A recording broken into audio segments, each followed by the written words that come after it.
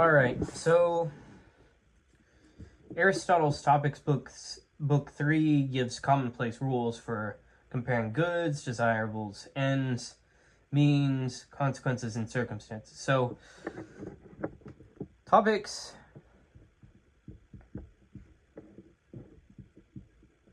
book 3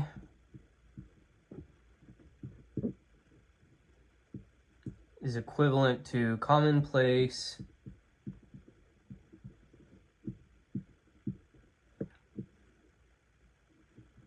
rules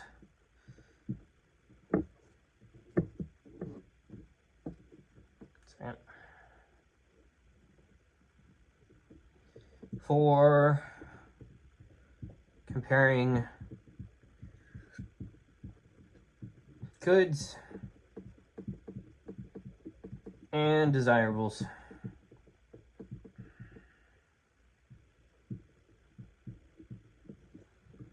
Book 2 taught how to test whether a predicate belongs accidentally. Book 3 teaches how to compare goods when the question is not simply whether something is good, but which of two things is better, more desirable, or more worth choosing. That being said, let's get to the first point.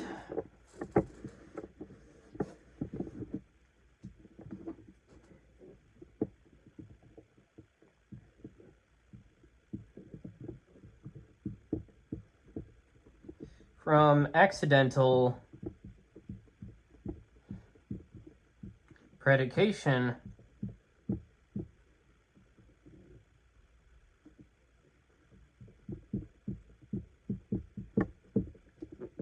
to comparison.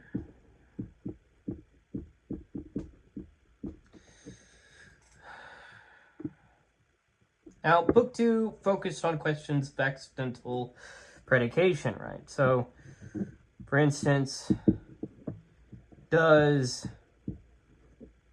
P belong to S? Book 3 shifts to comparative questions. For example, is A more desirable than B? Is A better than B?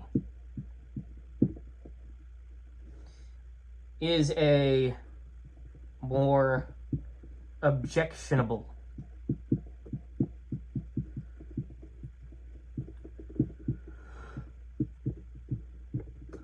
than B? Now, book 3 turns dialectic toward practical comparison and choice. Dialectic is useful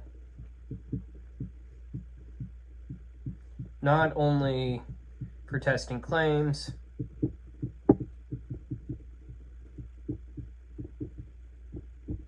but also for weighing alternatives.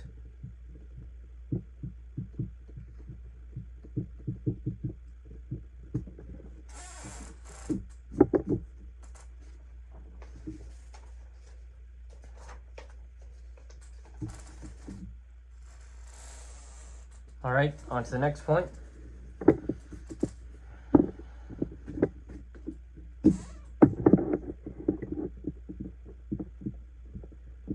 The scope of comparative inquiry. Aristotle says that comparison is most useful when the things compared are nearly related. We do not usually need dialectical rules to decide between things that are wildly different in value.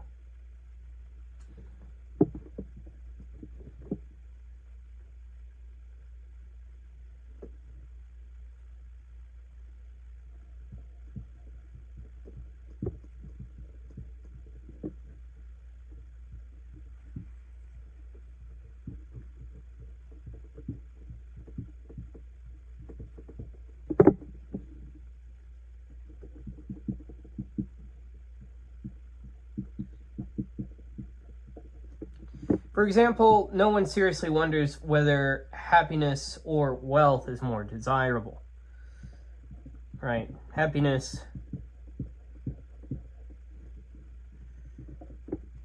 is usually chosen over wealth, though, you know, you can make arguments that, oh, well, wealth, you could use that to be more happy and whatnot. But if you were to go like, okay, strictly, like if you had to choose in between wealth and just complete misery and happiness forever, right? So assuming these things are within a similar time context, then it's like, okay, well, why did you get the wealth? Well, you got it to be happy to a certain extent.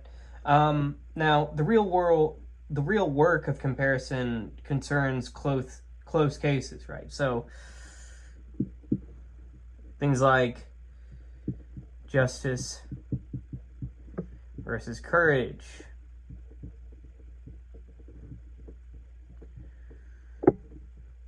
or health versus strength,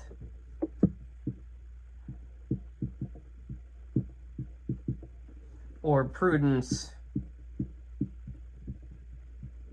versus courage in a different seasons, yeah, of life. So comparative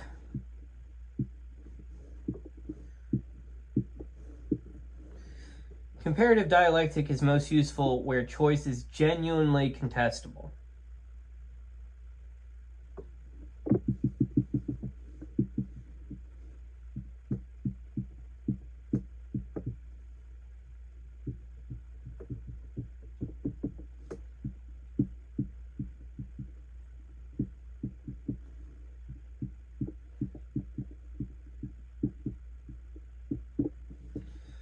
So the closer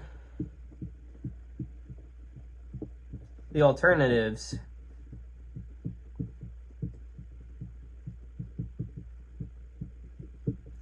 the more useful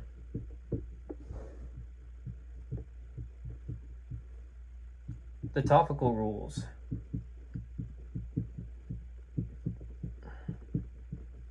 become.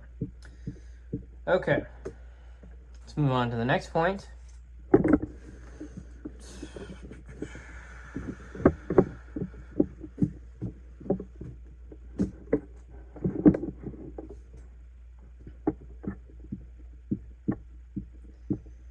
The basic strategy of Book 3.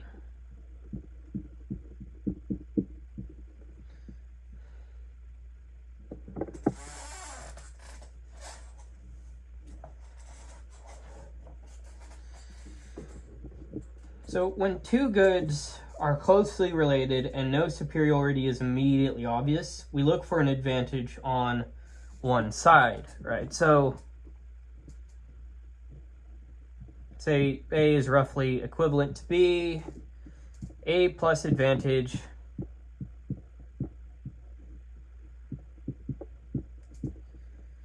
therefore A is more desirable. One relevant advantage, which several together can turn the judgment. Now, Book 3 gives a list of advantage tests. So, in close comparisons,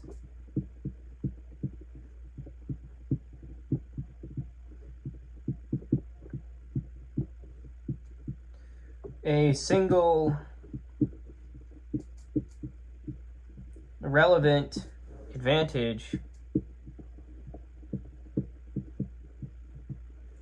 can decide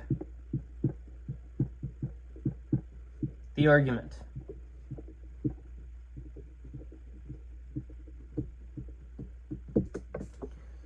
All right, let's move on to Next point.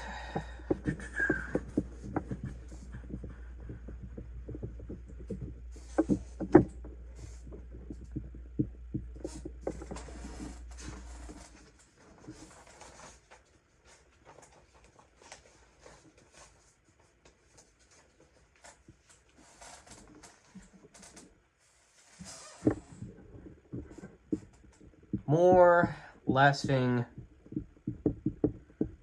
and more secure goods. So the first rule is what is more lasting or more secure is more desirable than what is less lasting and less secure, right? So more lasting is greater than less lasting.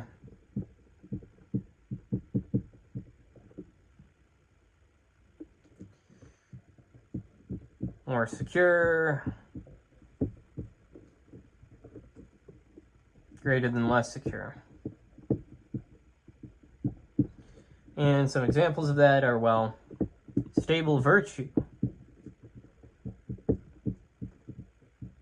is greater than temporary pleasure.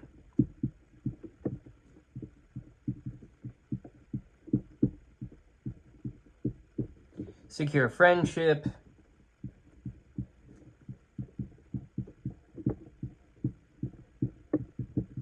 is greater than unstable popularity.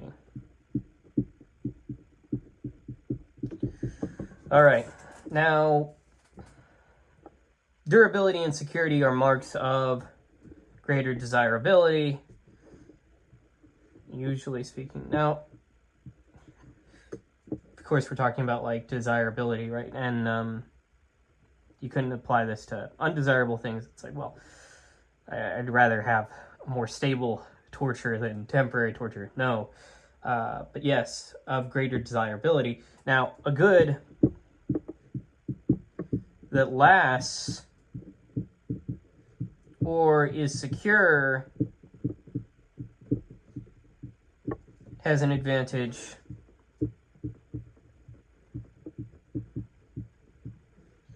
over a fragile good.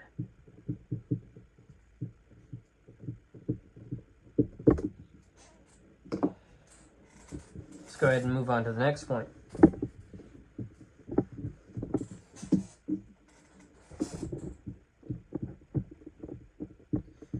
What the prudent, good, lawful, or expert would choose.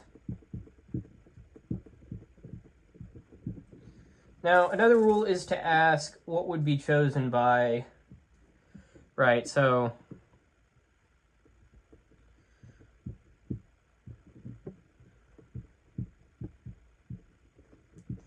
what would be chosen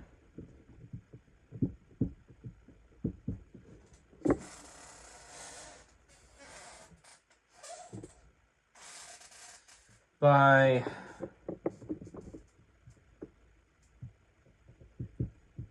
the prudent person.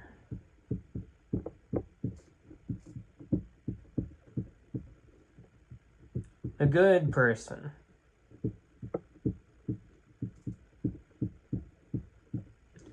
The right law.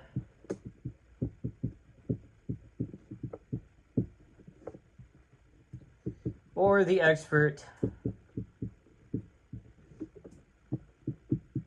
in the relevant field.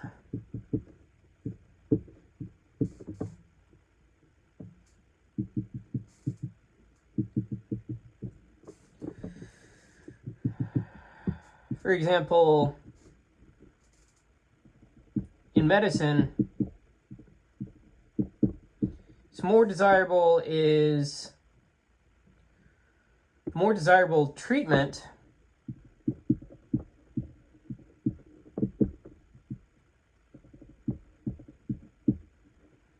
is the one that most or all doctors would choose.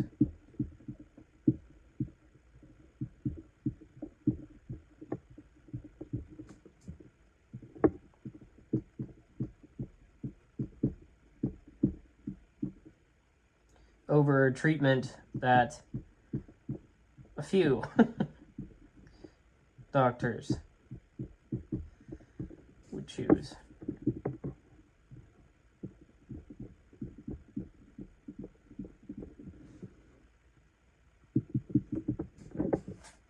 In carpentry, you know, it's a similar thing. So it's like, well, a tool that most carpenters would use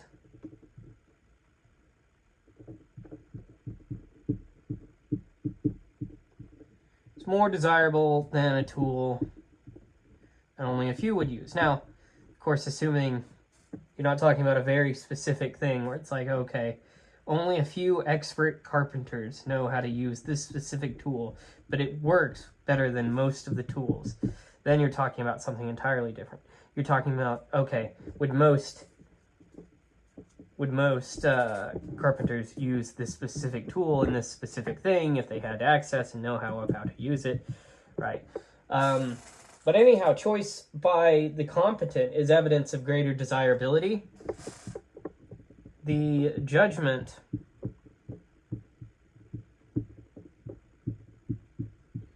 of the competent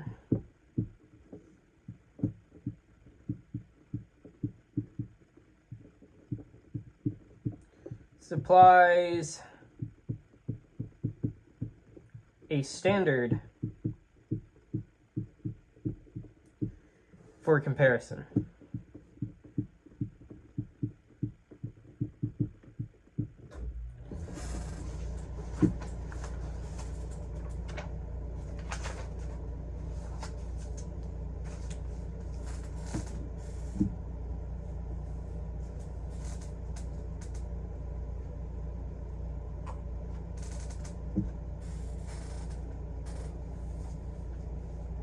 All right, on to the next point.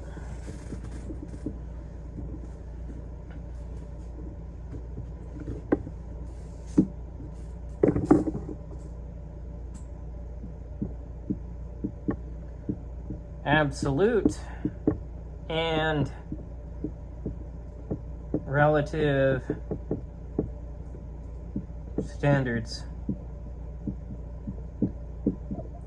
Aristotle distinguishes between absolute and relative standards of comparison. So for an absolute standard, that would be equal to the verdict of the better science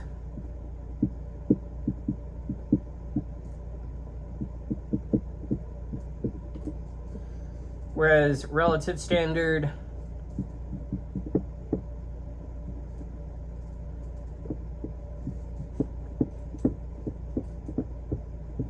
that would be equal to the science or craft relevant to this person. Now, the standard of comparison depends on whether the question is absolute or relative. Better simply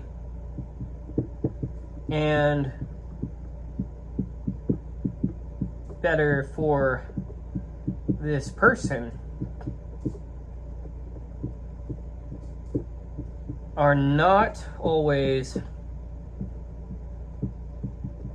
the same question.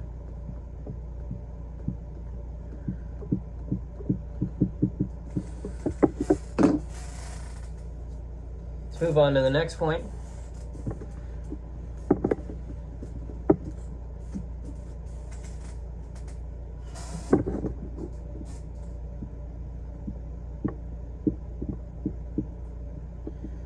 belongs to the genus of good.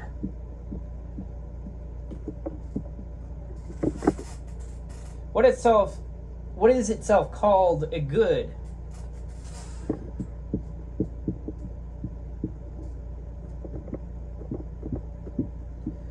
Is more desirable than what does not fall directly within the genus of good.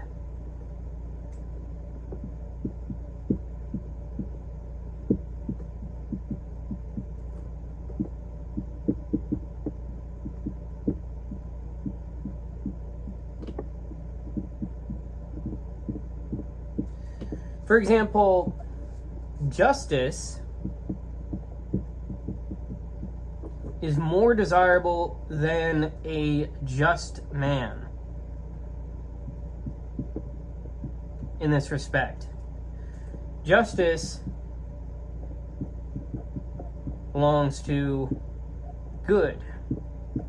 A just man is good by possessing justice, but he's not called a good in the same direct generic way. What belongs directly to the relevant genus outranks what is only qualified by it. Direct membership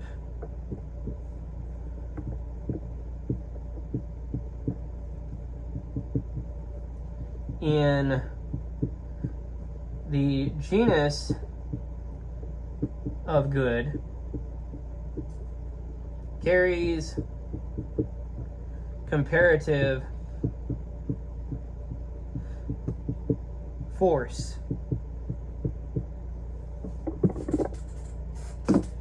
Let's move on to the next point.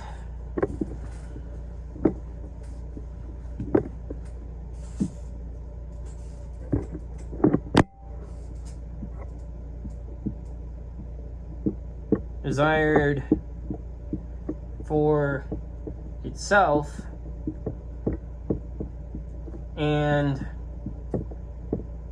desired for something else.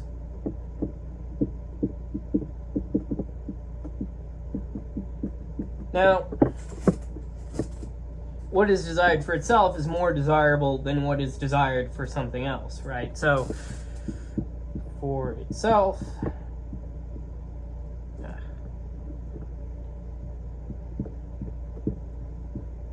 greater than for another.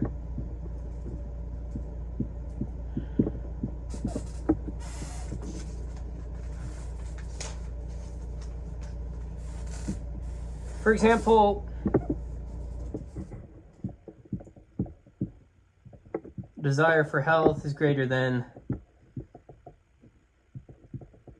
a desire for gymnastics. Health is desired for itself. Gymnastics is desired for the sake of health.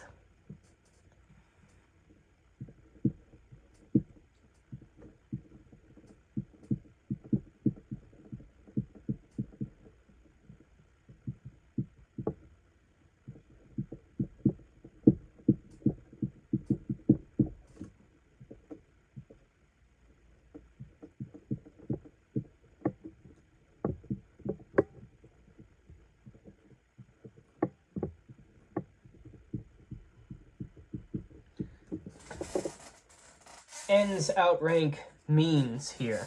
So, what is chosen for its own sake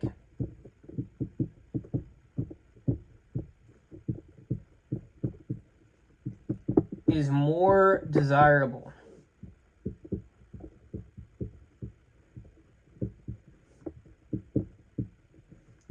than what is chosen as an instrument.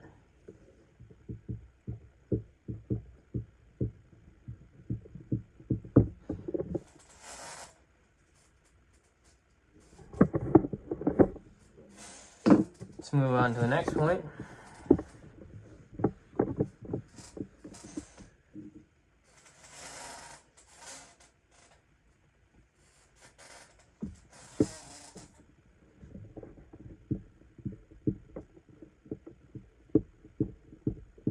cause of good in itself and cause of good per accidens.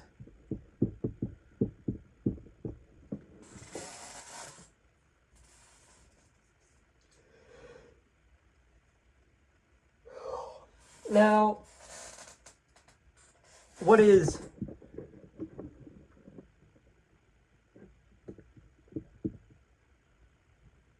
in itself the cause of good?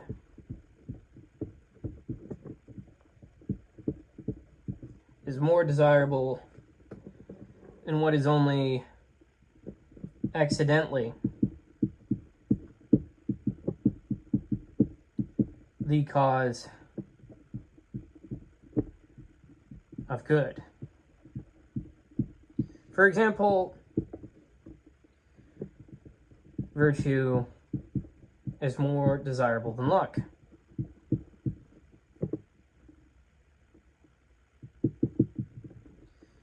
Virtue is a cause of good,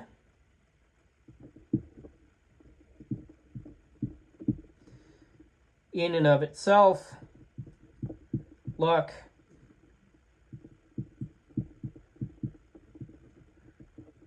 is a cause of good only per accidents.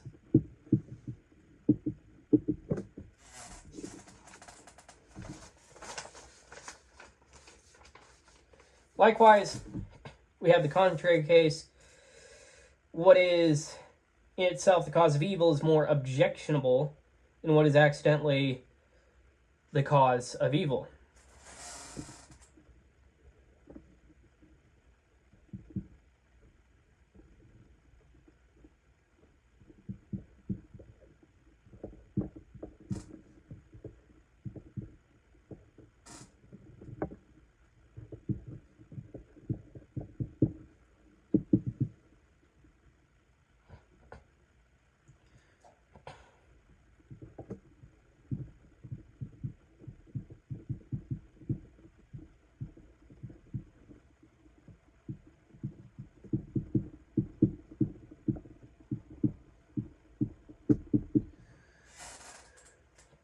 For example, vice is more objectionable than chance as a cause of evil. You could say passion, right? So,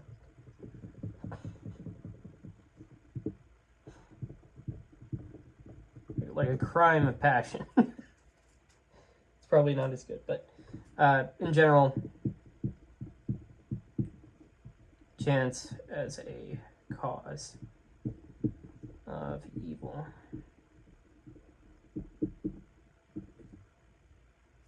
Stable intrinsic causes outrank accidental sources of benefit.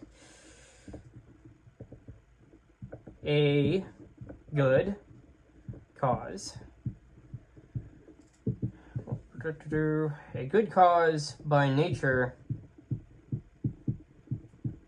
is better than a lucky cause by accident.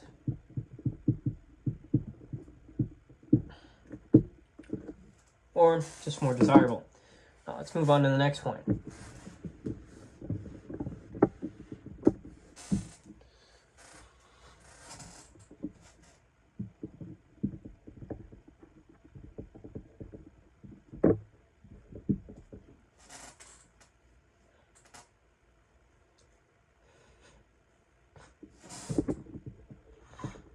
Good, absolutely.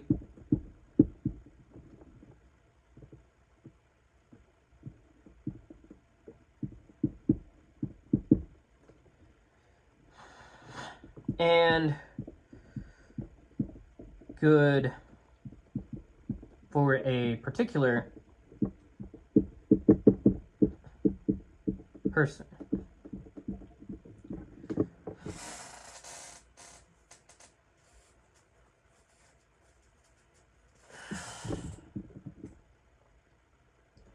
Now, what is good? Absolutely.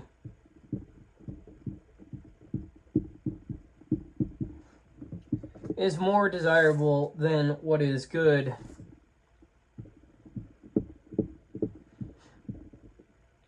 Only for a particular person. For example,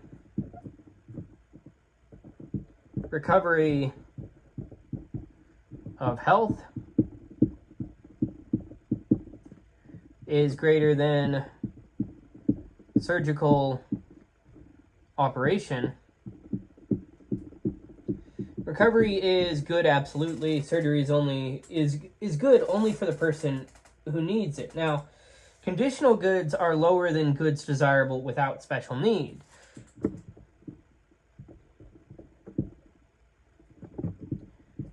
Good, well, good, absolutely. Greater than good for this person under this condition.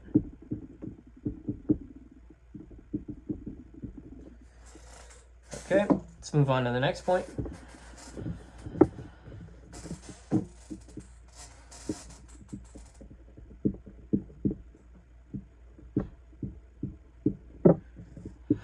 Good by nature and acquired good. Now, what is good by nature is more desirable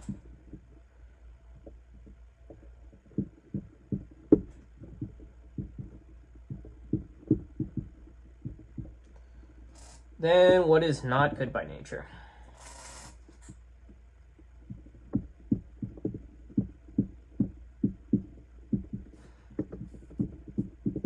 For example, justice is better than the just man in this respect, right? So, justice, come on, is equivalent to good by nature.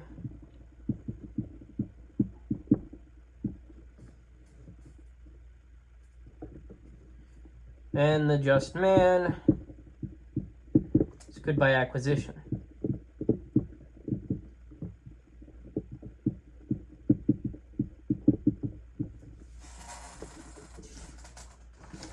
A natural good has priority over a good that possesses goodness derivatively. Right, so good by nature, more desirable, good by acquisition. Let's move on to the next point.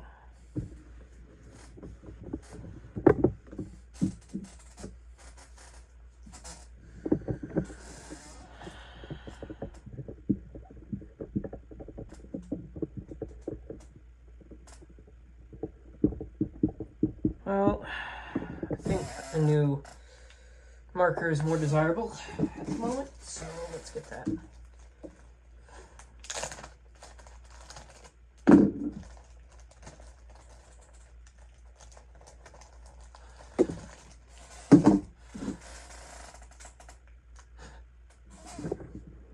Better subject, better attribute.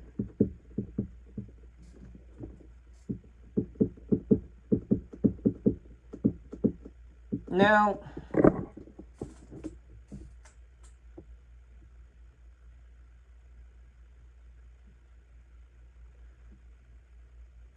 an attribute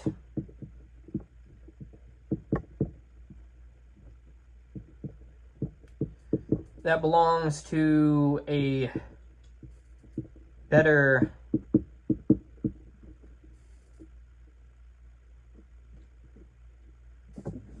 and more honorable subject than an attribute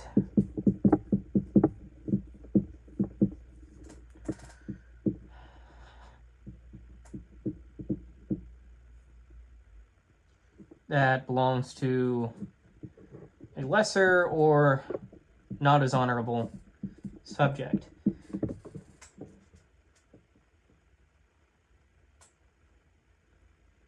For example,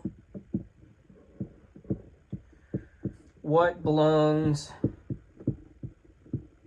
to a god is more desirable than what belongs to a man.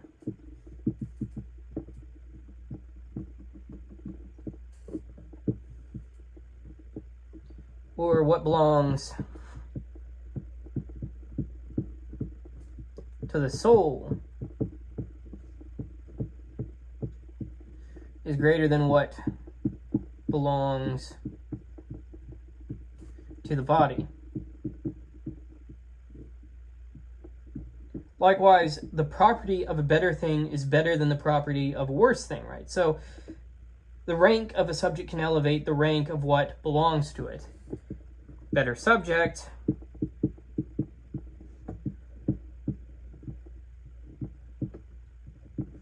implies better attribute.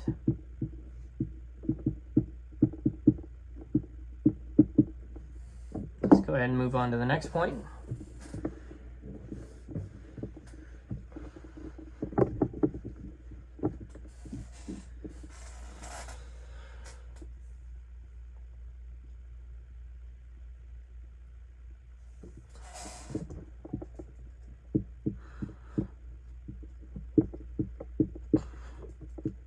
What is inherent in better, prior, or more honorable things? Oops.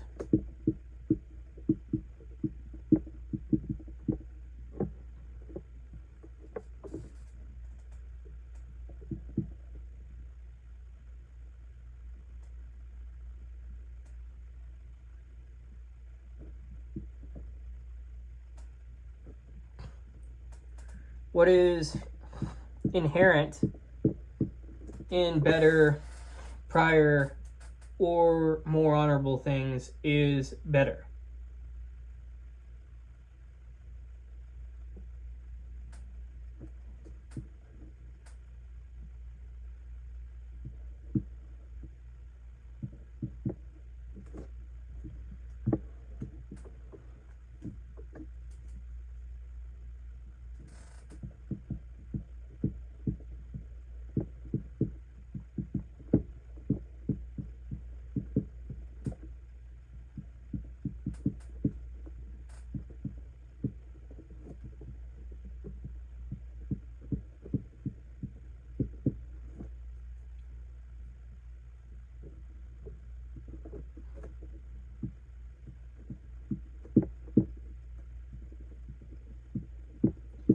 Better than what is inherent in lesser, post, or less honorable things. All right, now, for example, health is better than strength.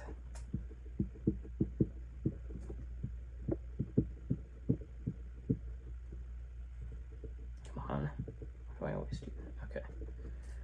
Health is better than beauty because health is rooted in the primary constituents of the thing. You can't have strength without health. You can't have beauty without health. So, I mean, speaking in this sense, health is rooted in the primary constituents of the animal, right? So the moist, dry, hot, and cold, strength belongs to sinews and bones in this sense, and beauty belongs to the symmetry of limbs. Now, a good rooted in more primary parts has greater rank. So the level at which a good inheres affects its rank.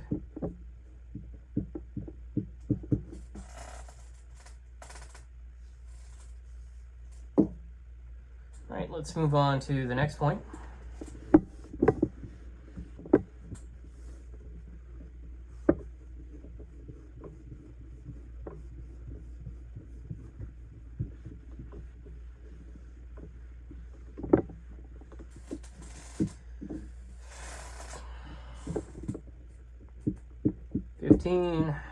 This next point, ends and means. Now, the end is generally more desirable than the means. Of two means, the one nearer the end is more desirable.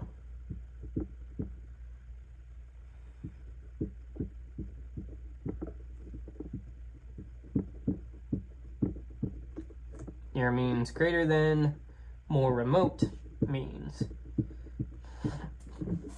Now, for example, a means to happiness is more desirable than a means to some lesser end.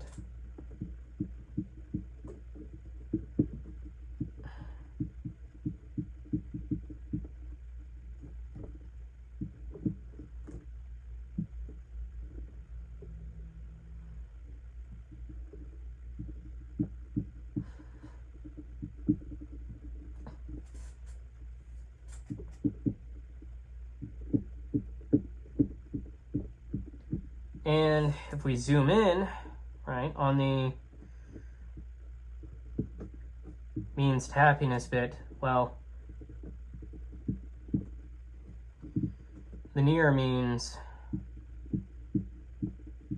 would be more desirable than the far means to set happiness, right? So a means to happiness is more desirable than a means to some lesser end, right? And this is what we get from there, near means being greater than far means. Value increases as we move closer to the final end. Ends rank means. And the final ends rank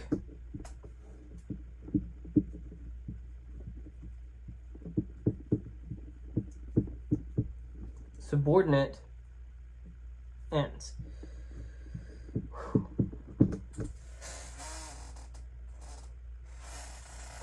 Let's move on to the next point.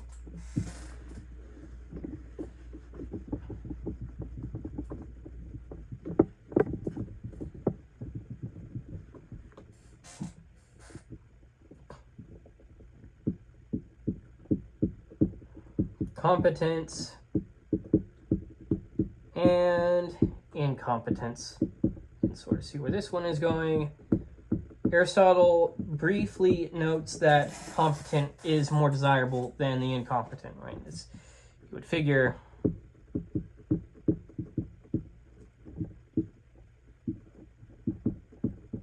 unless you're kind of gouging out what sort of enemy you want. But even then. Now, a capacity ordered well toward its function outranks failure of capacity. Functioning well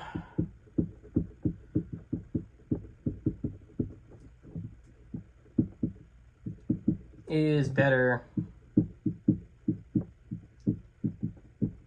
than failing to function.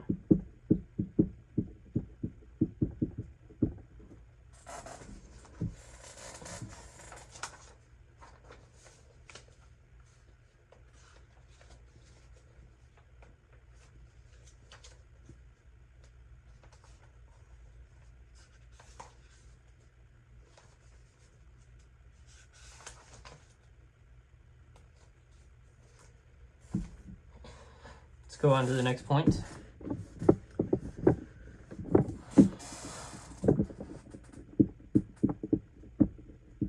Productive agents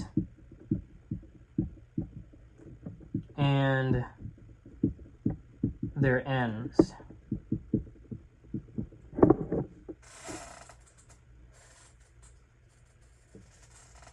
Of two productive agents, the one whose end is better is more desirable. Better end implies better productive agent. For example, if one thing produces happiness and another produces health, and happiness exceeds health more than health exceeds what produces health, then what produces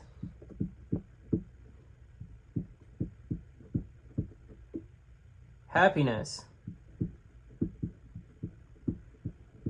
is more desirable than what produces health. Now, of course, we could go back to that priority inheritance argument, right? And we could say, okay, that's not necessarily the case, but within these specific conditions that I mentioned there, right? That, okay, one thing produces happiness, another produces health, and in this case, happiness exceeds health more than health exceeds what produces health. Then, what produces happiness is more desirable than health.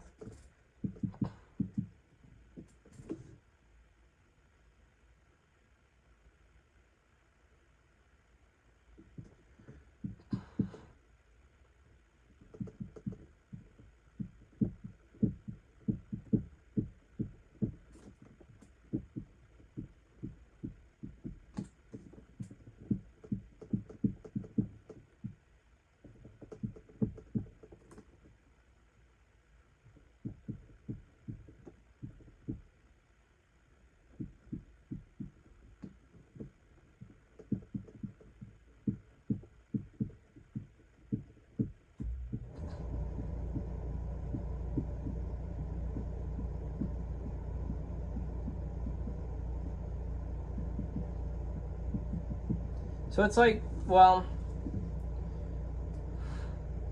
would you rather get to talk to your family for the last time before you die, or would you rather live for a minute longer, right? Something like that. Would you rather get to spend like a day, final day,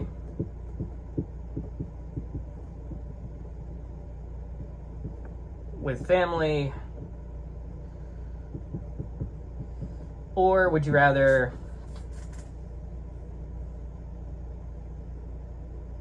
depends on your family, right? But I mean, you know, or would you rather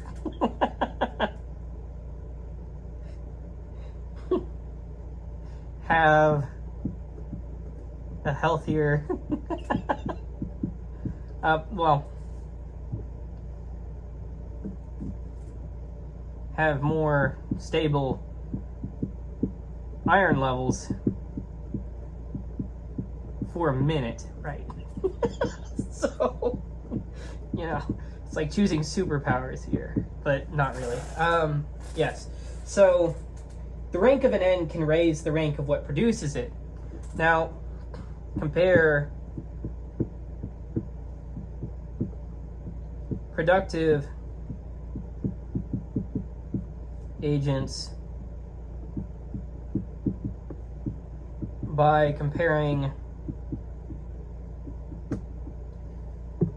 what they produce. Now, if this thing was contingent on how you survive, then that thing kind of changes, but just, you know. Anyhow, compare productive agents by comparing what they produce, right? Okay, let's move on to the next point.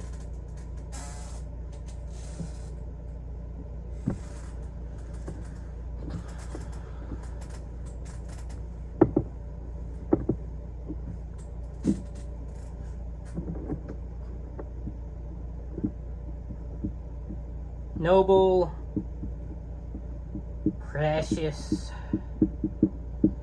your precious, and praiseworthy things.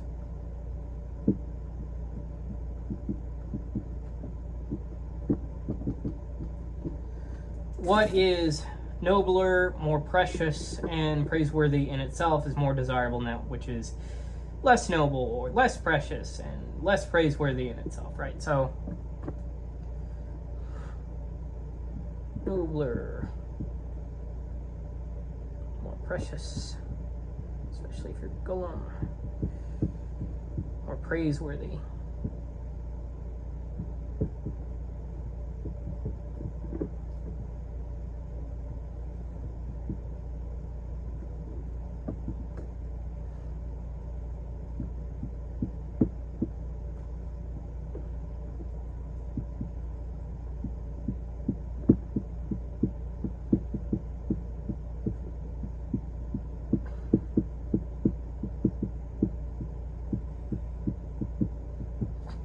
For example,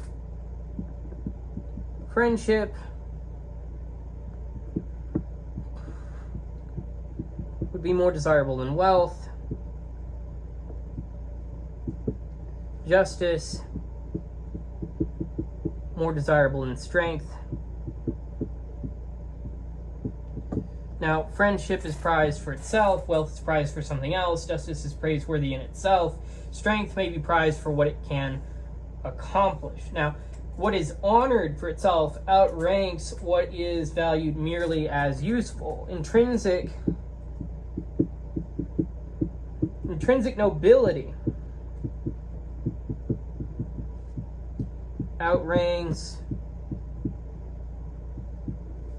instrumental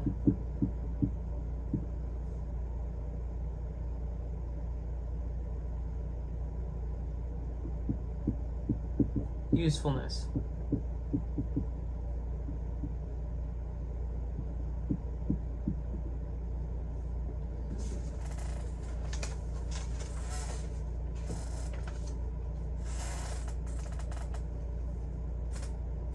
On to the next point.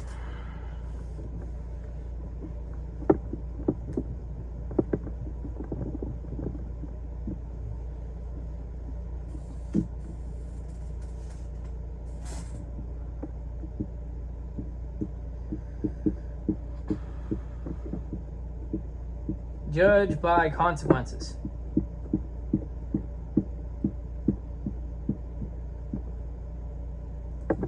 Now, when things are very much alike and no superiority is visible, examine their consequences. The thing followed by the greater good is more desirable. Now, then the thing, of course, followed by the lesser good. Now, if the consequences are evil, the thing followed by the lesser evil is more desirable. So, you have this pattern. Okay, you have A leading to the greater good.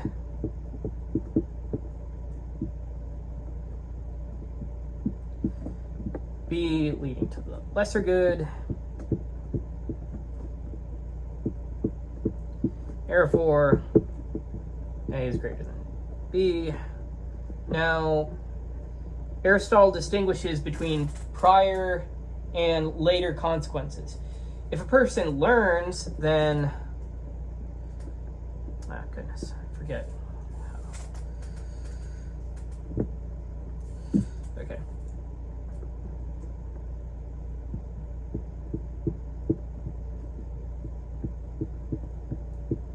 Then, before,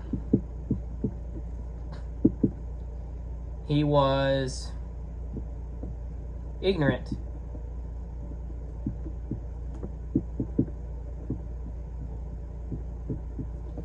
After,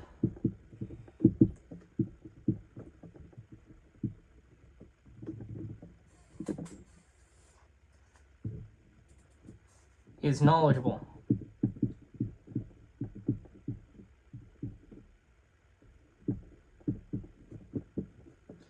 As a rule, the later consequence is better to consider.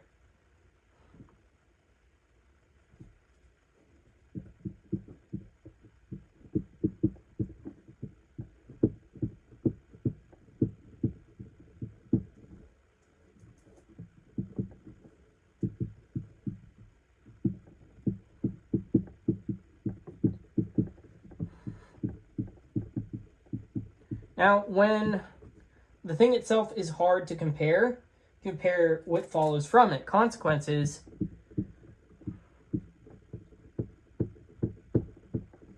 can reveal hidden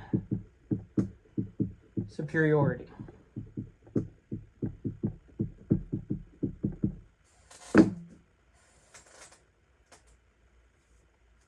Let's go ahead and move on to the next one.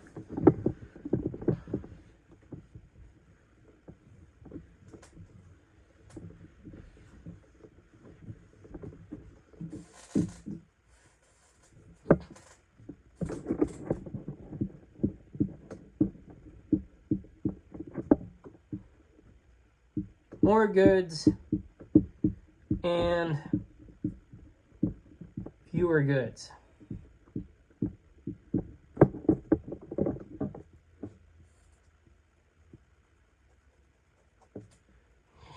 Now, a greater number of good things is generally more desirable than a smaller number, right? So, more goods. Oh, come on. Why do I mess up things like that? Okay, more goods.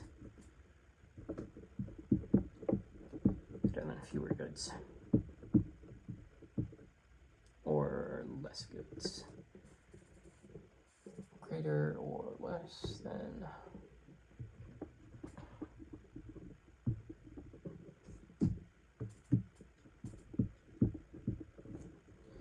Now,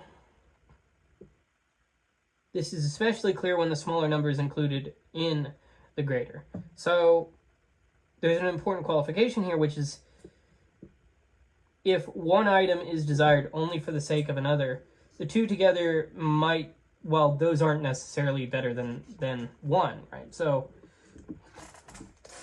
yes, let me just say this.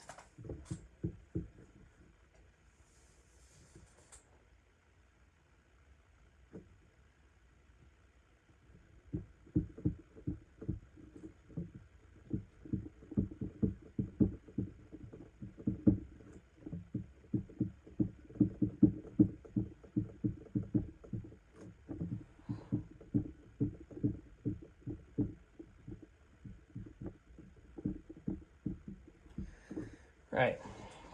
Now, for example, say you have recovery of health,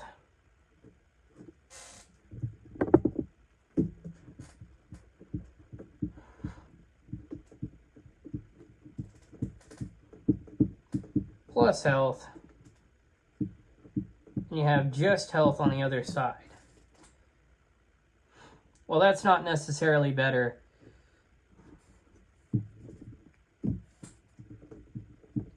than health, right? Because recovery is desired for the sake of health. Now, counting goods works only when the added item contributes independent value. Means plus end is not always better than the end alone.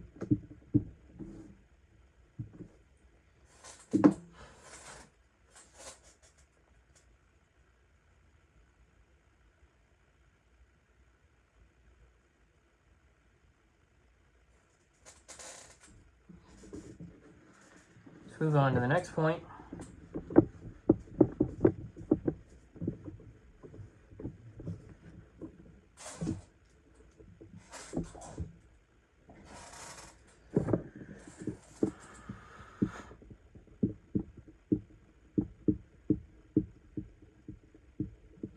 Pleasure and pain as modifiers. Just pause this. So, the same things are more valuable when accompanied by pleasure, right? So, whoops.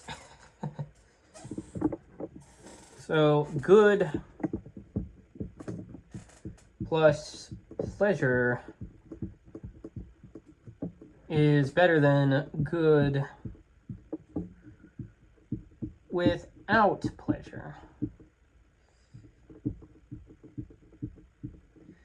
They are more valuable when free from pain. Good without pain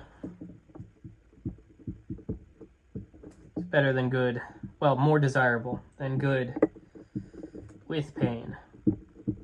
Pleasure can enhance a good, and pain can reduce its desirability, right? So pleasure and pain modify desirability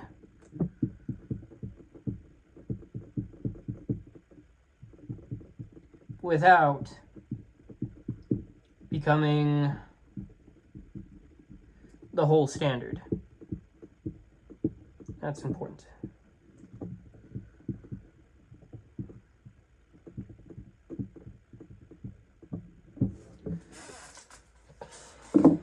On to the next point.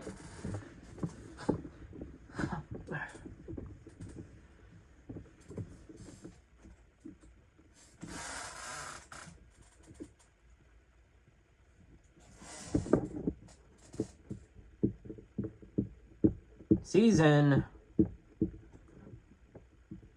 and timing.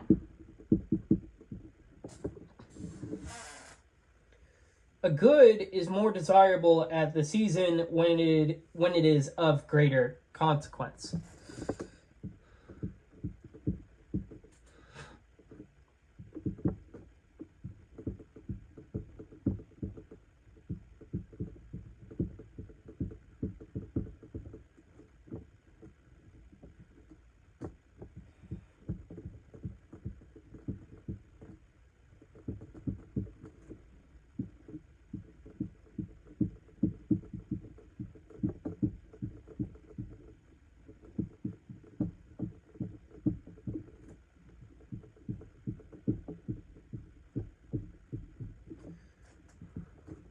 For example, freedom from pain is more desirable in old age than in youth.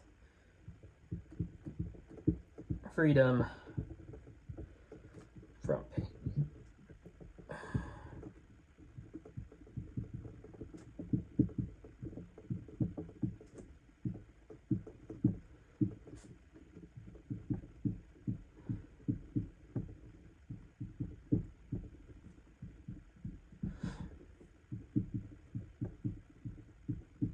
Prudence is more desirable in old age. Courage may be more urgently needed in youth. Temperance is especially needed by the young because they are more troubled by their passions, right? So the value of good may rise or fall with the season of life.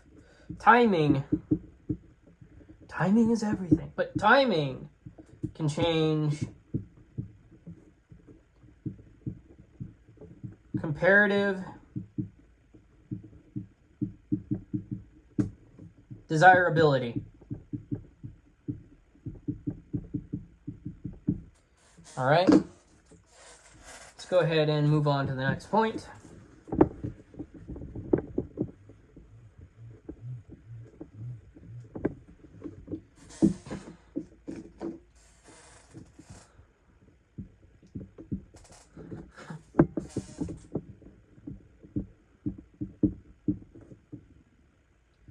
Useful at all or most seasons.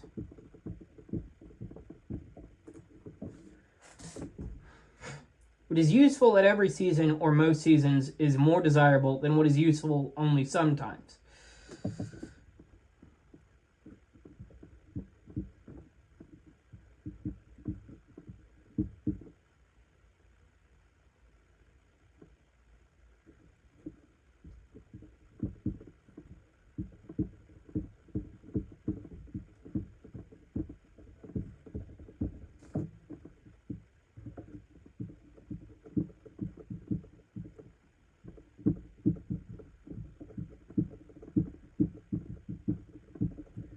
Now, for example, justice and temperance are more useful than courage in this respect, right? So, justice,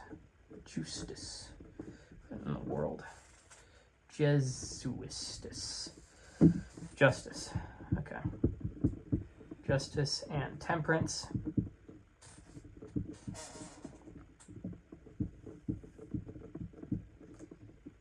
Temperance, more desirable than courage. Because justice and temperance are always useful. Courage is useful only at certain times. You'd be foolhardy. But constant usefulness is a mark of greater desirability. A good, useful across more circumstances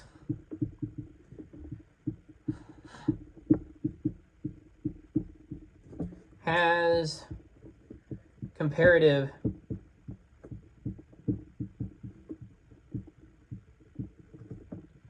advantage. Okay, let's move on to the next point.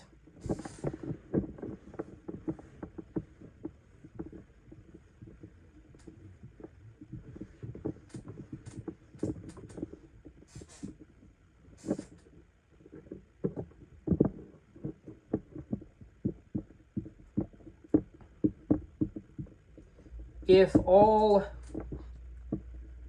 possess one good, is the other still needed?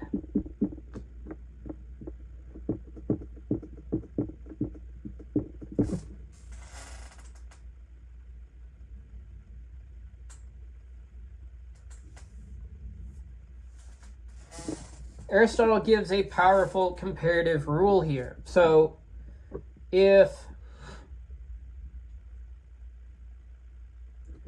all possessed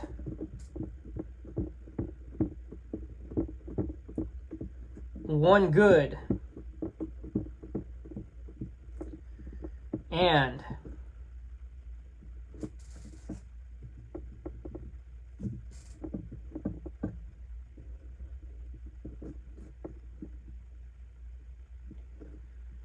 well, I'll just use my regular and there.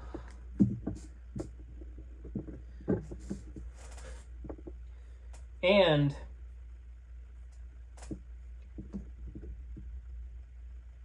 no longer needed the other,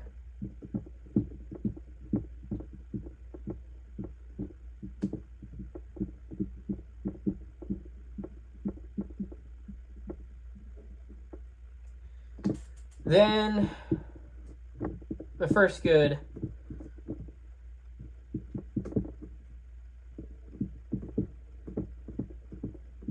is more desirable.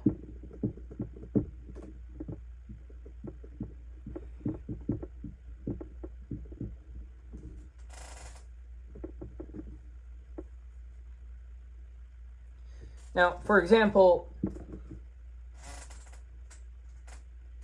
if everyone were just,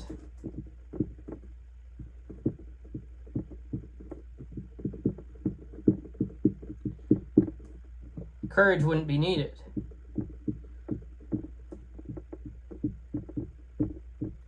But if everyone were courageous,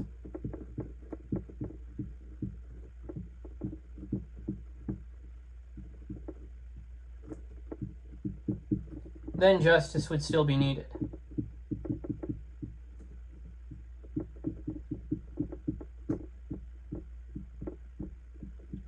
Therefore, justice is more desirable than courage.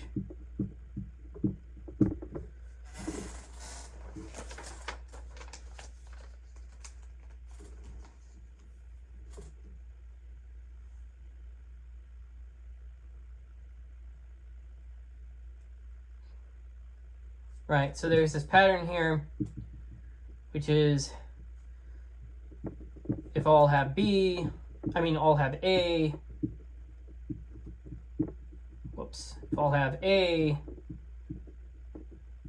B becomes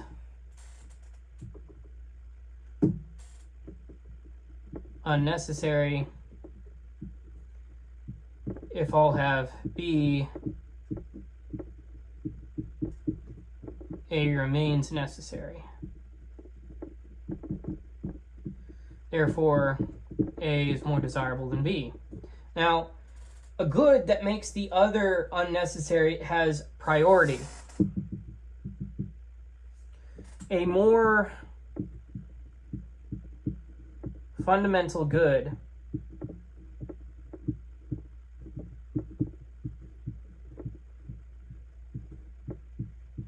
can render a secondary good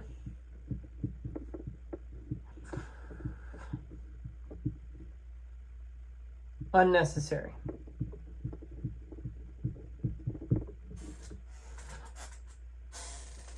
All right, on to the next point.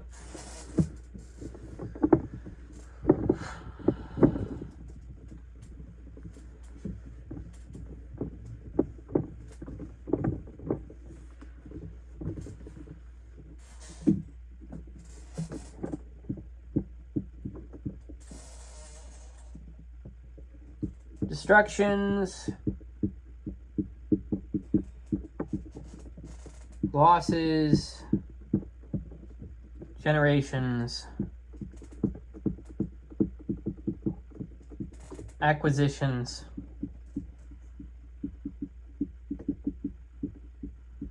and contraries.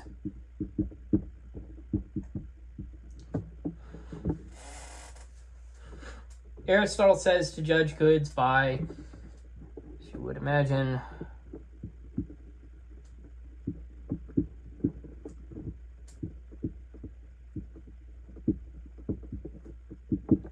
their destructions, losses, generations,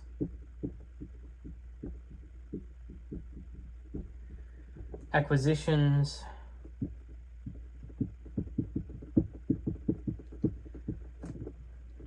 and contraries.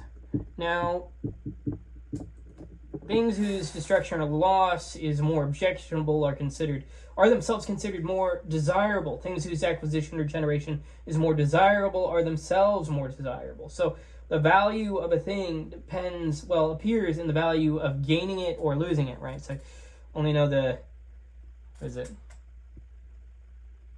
only miss the sun when it starts to, what's the song? When it starts to snow? Was that it? Only miss the sun when it starts to snow. Only miss the... But you'll let her... Okay, that's... Okay, but the value of a thing appears in the value of gaining it or losing it, right? So a greater loss indicates a greater good, at least in the sense of it was desired. It was desired more. I lost it. It's the greater the loss of the thing desired indicates how much more desirable it was whenever so whenever it was around, but or not around. It's more desirable now, so it's less desirable whenever you actually have it, because you have it. But yes, moving on to the next point now.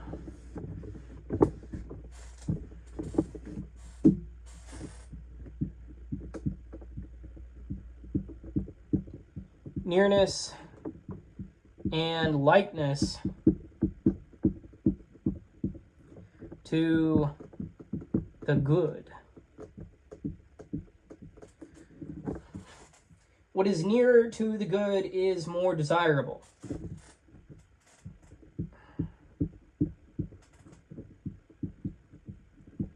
near to good, more desirable than farther from good. What more resembles a better thing may also be more desirable. Now, there's a warning here, which is that likeness can mislead. A monkey resembles a human more than a horse does, but that does not make the monkey more beautiful, right? A resemblance may be slight, irrelevant, caricatured, or degrading. So I should note resemblance. Oh. Yeah.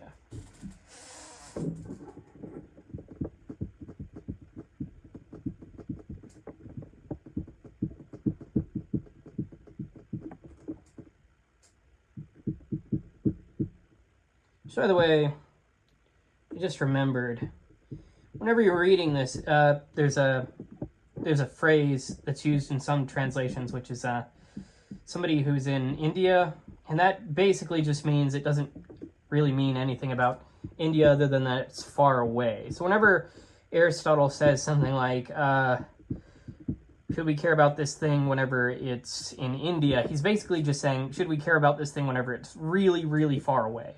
Like, impractically far away.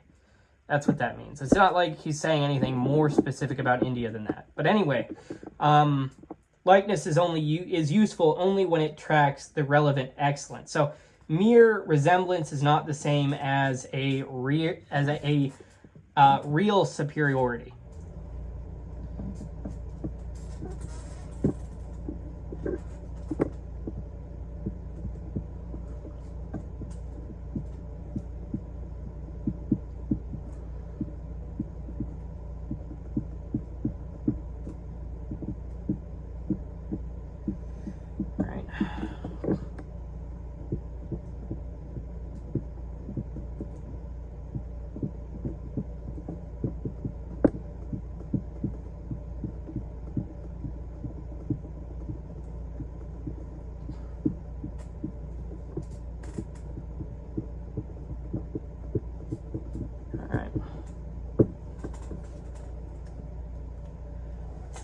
Pause here for a bit.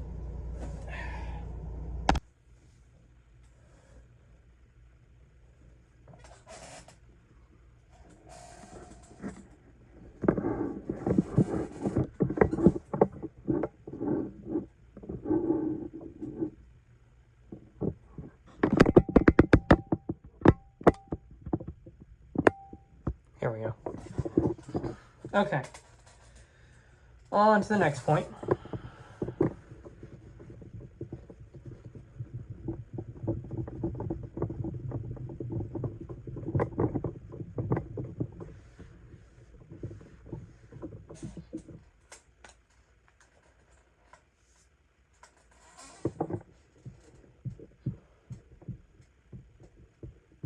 More conspicuous,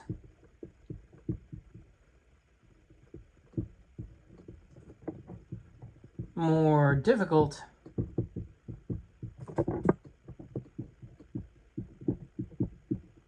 more personal,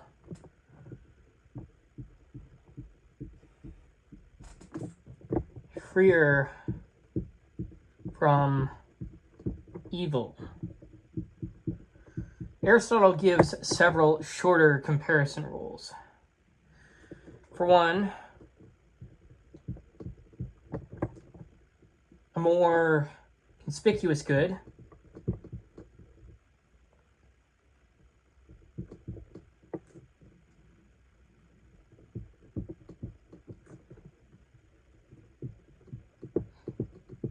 is more desirable than a less conspicuous good.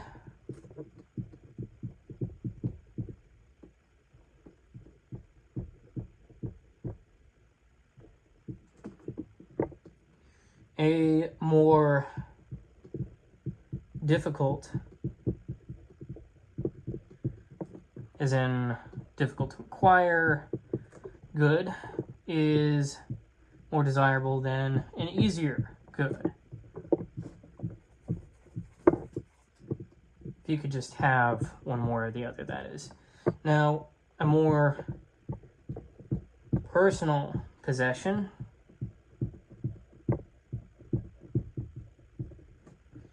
is greater than is more desirable than a more widely shared possession.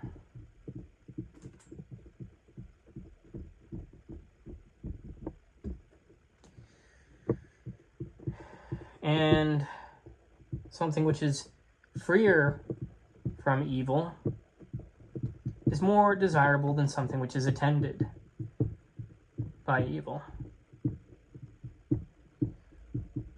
Rarity, difficulty, personal possession, and purity from evil can all increase desirability. A good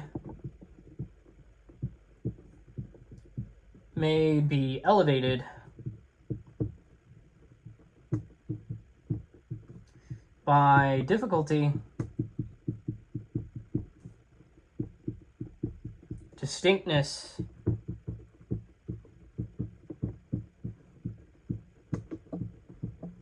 possession, or purity.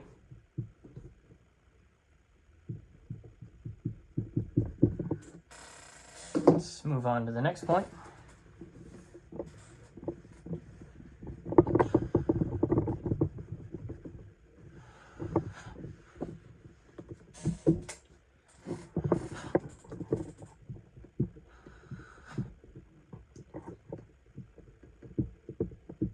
Best member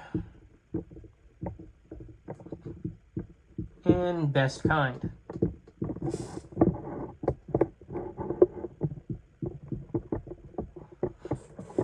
If one kind is better than another without qualification, then the better member of the first kind is better than the best member of the second kind.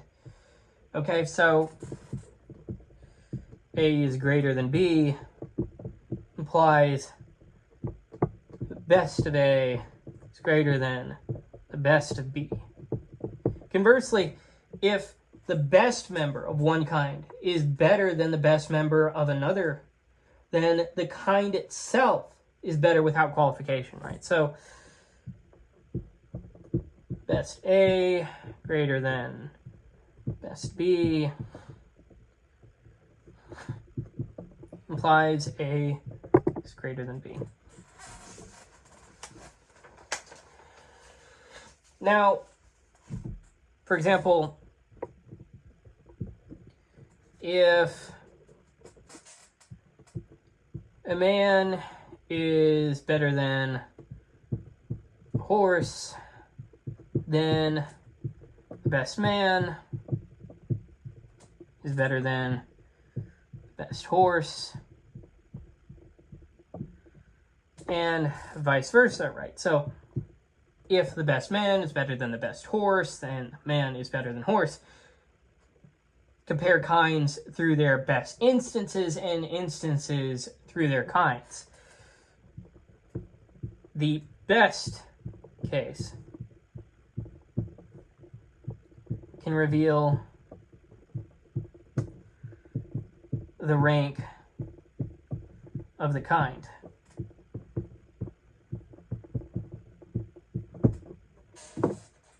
Let's go ahead and move on to the next point.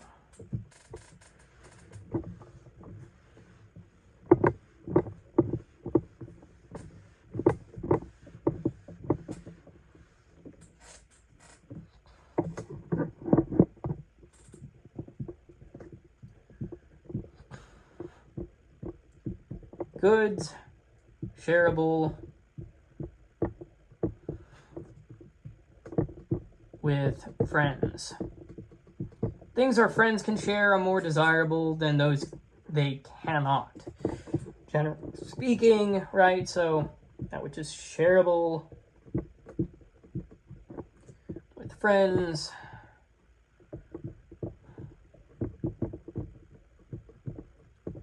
is more desirable than that which is not shareable with friends. So, and also, things we would rather really do for a friend are more desirable than things we would rather merely seem to do for a stranger, right? So, for example, we would rather really do good to friends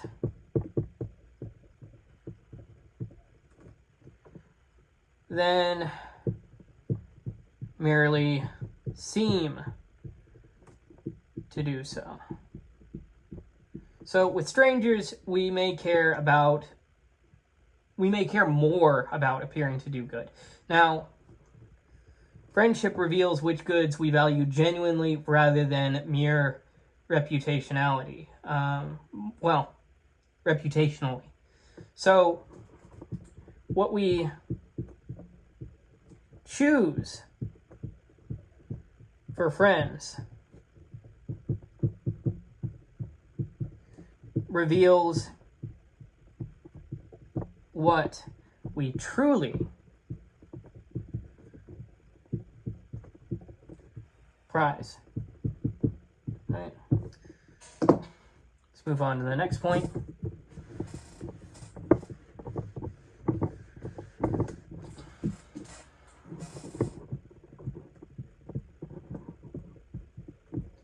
Superfluities and necessities. Superfluities,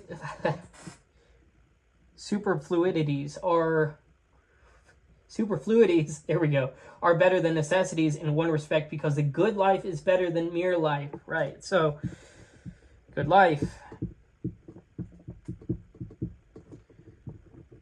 it's more desirable than mere life,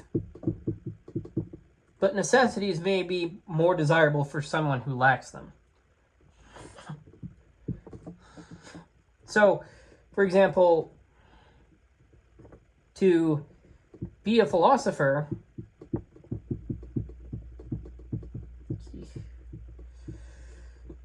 is better than, or more desirable than, to be making money.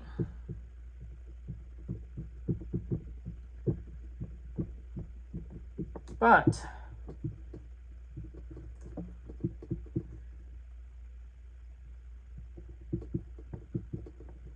for someone who lacks the necessities of life,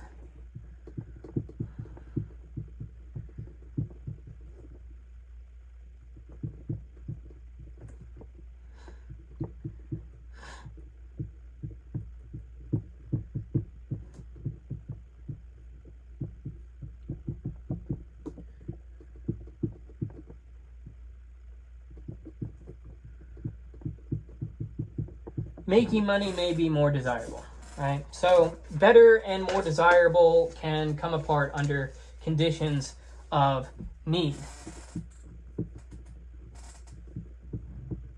Superfluities may be better or more desirable. That's the context in which we're using the word better. Anytime I say that in this lecture, that's just think more desirable. So superfluities may be better, while necessities, the bare necessities, may be more urgent.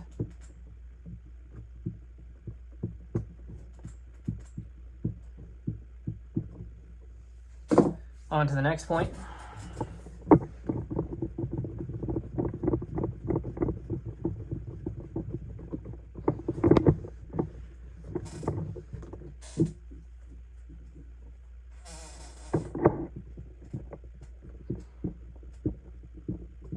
What cannot be got from another. We've kind of briefly touched on this, but what cannot be obtained from another is more desirable than what can be obtained from another.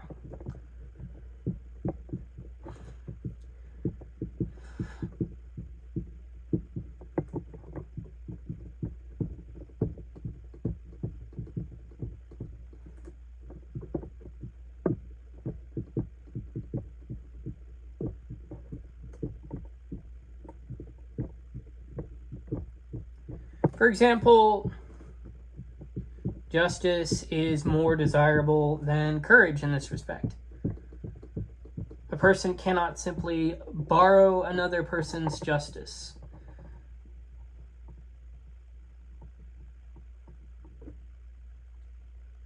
Though, can't really borrow another person's courage either, but it's more so, well,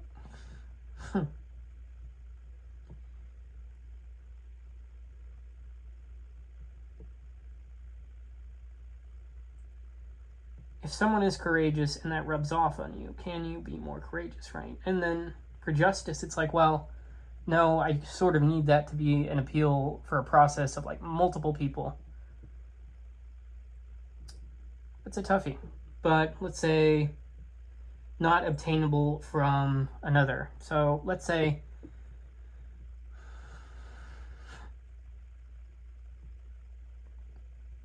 well, actually, just comparing the two things, not obtainable from another. So it's like, well, can you obtain justice from courage? Can you obtain courage from justice? That one's a bit of an iffy sort of thing. Well, it's less clear cut than something like, okay, skill to make money is more desirable than just money itself. Like if we're talking like, okay, I can give you $100, or I can tell you how to make $100 per second, you know, stuff like that. But right, so let's just say that that's probably one of the most explicit examples I can get.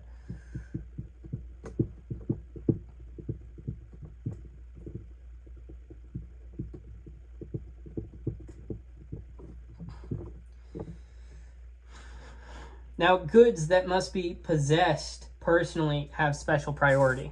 So, a non-transferable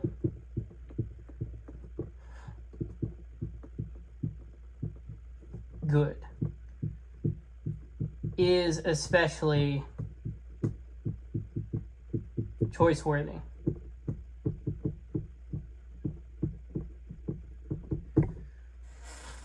On to the next point.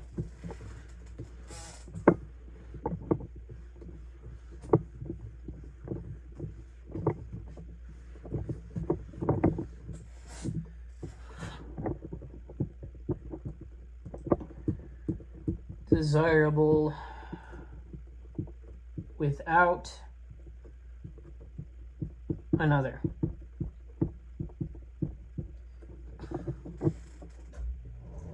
So, A is more desirable if A is desirable without B, but B is not desirable without A. So, A desirable without B, B not desirable without A, therefore A is more desirable than B. For example, power is not desirable without prudence. Prudence is desirable without power. Therefore, prudence is more valuable, or sorry, more desirable than power. So, power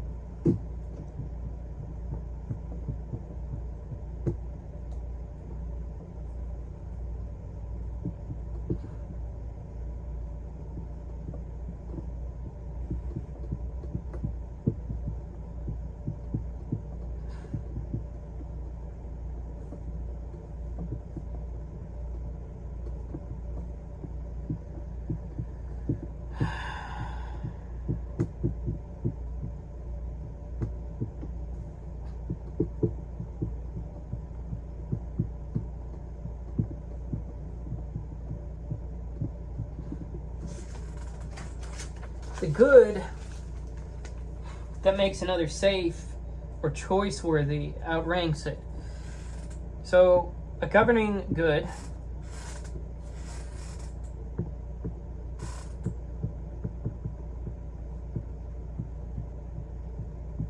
outranks the power that needs it to function, to be, right? So let's go ahead and move on to the next point.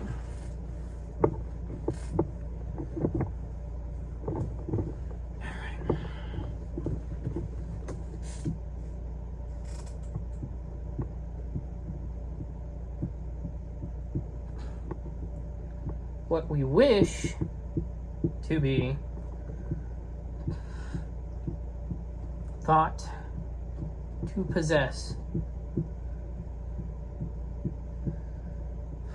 If we repudiate one thing in order to be thought to possess another, then the one we wish to be thought to possess is treated as more desirable.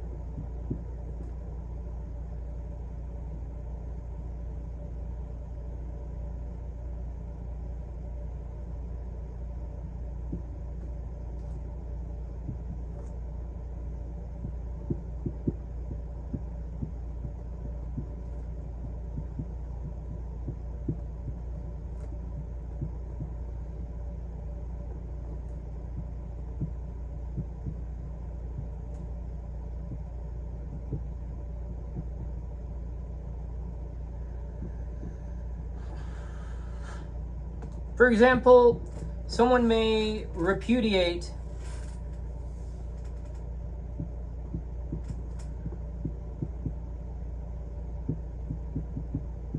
love of hard work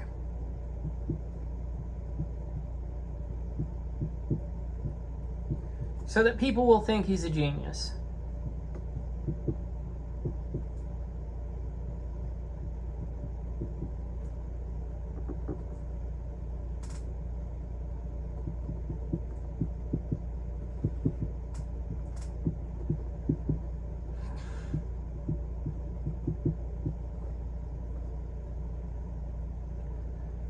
So, repudiate hard work to seem naturally gifted.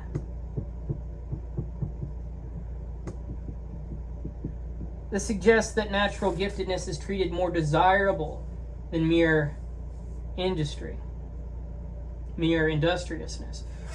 Reputational behavior reveals perceived rankings of goods. What people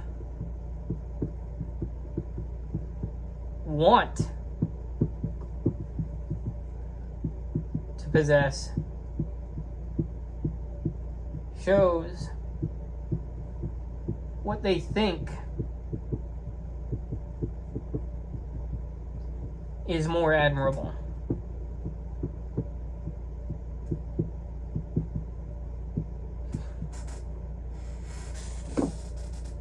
All right, let's go on to next point.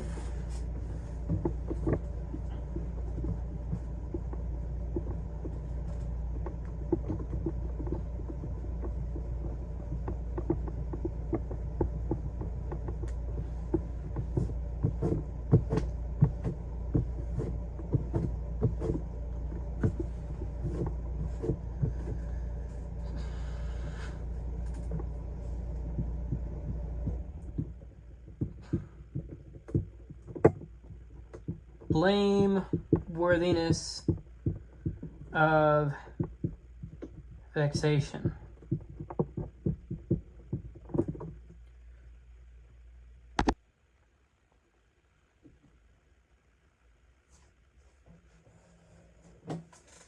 So,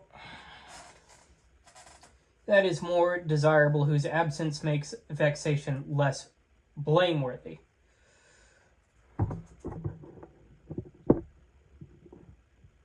That is also more desirable, whose absence makes failure to be vexed more blameworthy. Now, if losing something is a more legitimate cause of distress, that thing is more desirable, more justified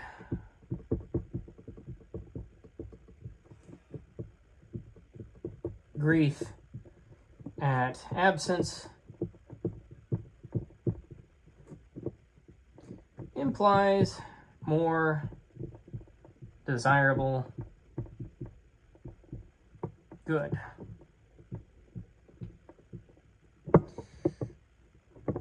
Appropriate distress at loss can indicate the value of what is loss. The nobler the loss, the more reasonable the grief.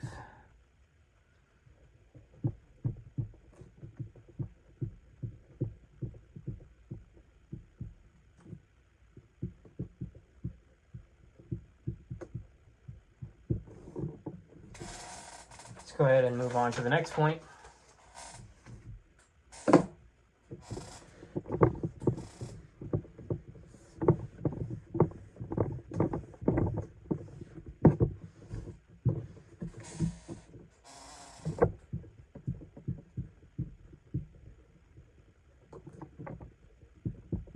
Peculiar virtue of the species.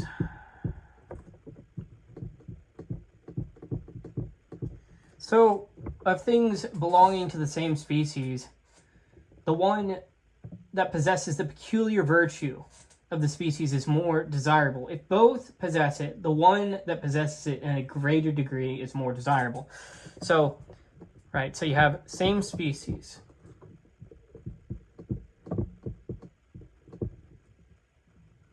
You'll choose the one that has, well, the one that has proper excellence inherent to that species, right, is more desirable than that which lacks proper excellence.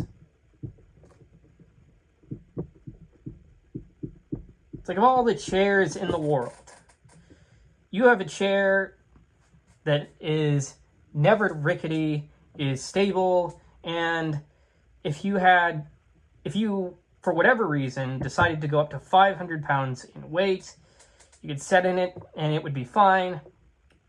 It's better than the chair that has only one leg. It looks cool and it's kind of impressive because it's balanced on like a spring or something, right? But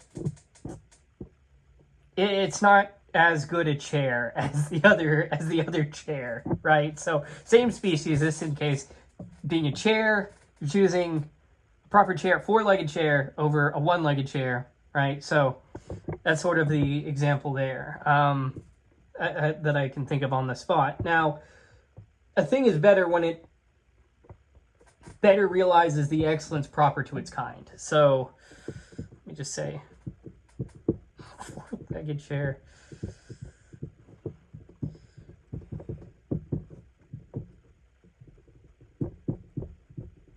Now, of course, this isn't necessarily the case. You could have a one-legged chair that is like, bolted to the ground, right? And it would be better. But just as a one-off sort of trivial example, I'm just going to stick to that. Now, the proper virtue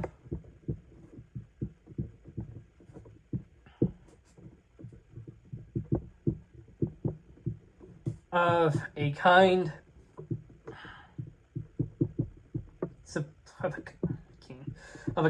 supplies the standard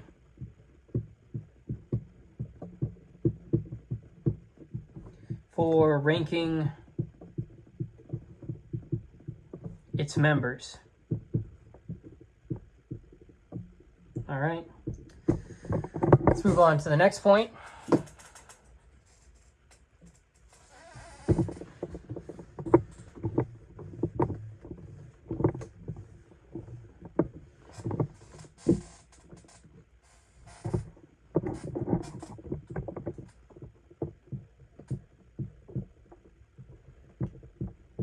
What makes other things good? Now, if one thing makes good whatever it touches, while another does not, the former is more desirable.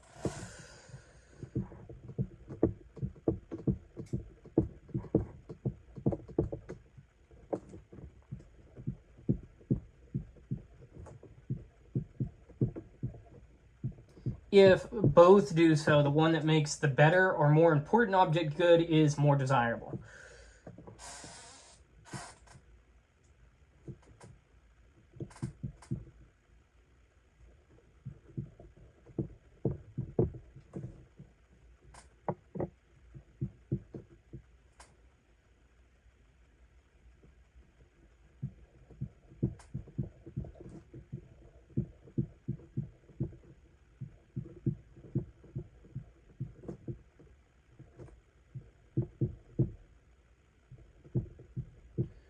For example, say you have something which makes the soul good.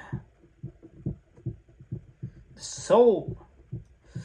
That is more desirable than that which makes the body good. Okay? Now, a good that communicates goodness has higher rank.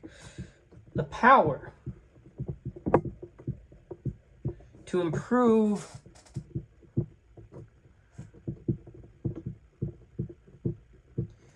what receives it is a mark of superior goodness. In this case, desirability. All right, now let's move on to the next point.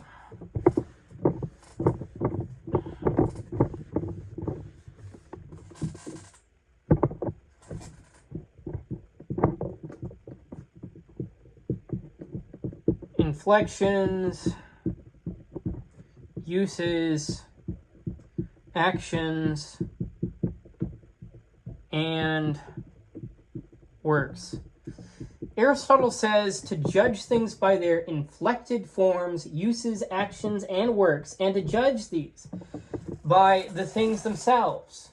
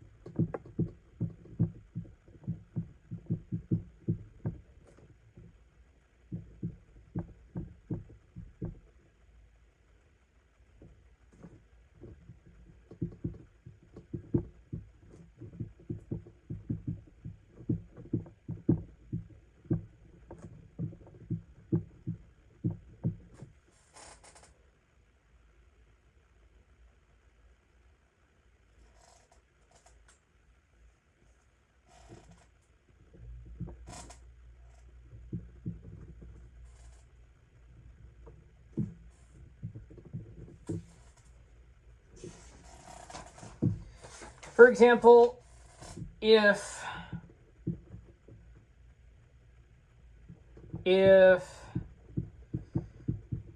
that which is done justly is more desirable than that which is done courageously, then justice is more desirable than courage. And if justice is more desirable than courage, then what's done justly is more valuable than that which is done courageously. So, value travels between a thing, its use, its action, its work, and its linguistic relatives. So, a good and its proper activity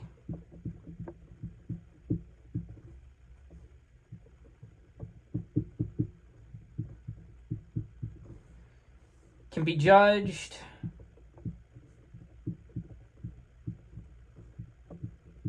through one another.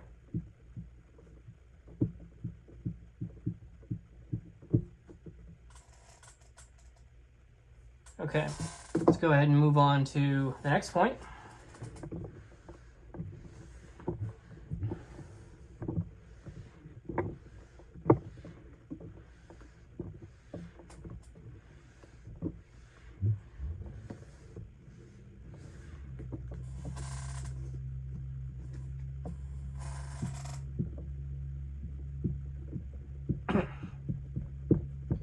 Excess over a standard.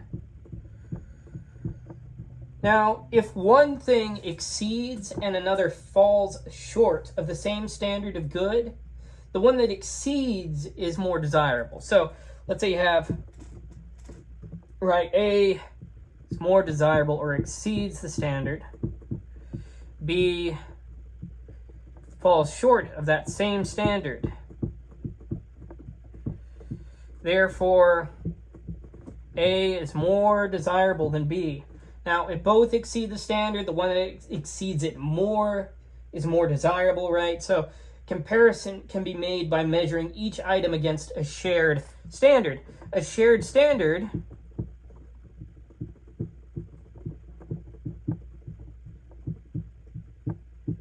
makes comparative ranking clearer.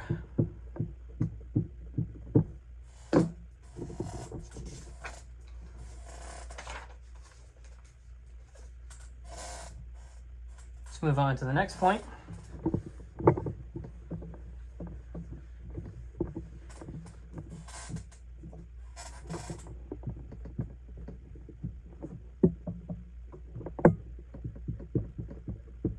Excess of one thing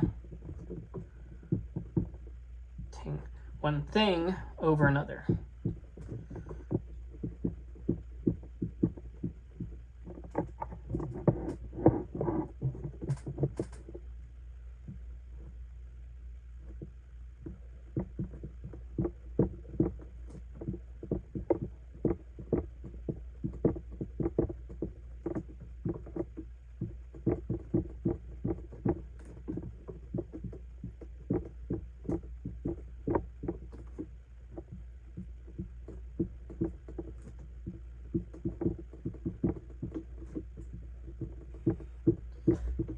So, if the excess of one thing is more desirable than the excess of another, then the thing itself is more desirable.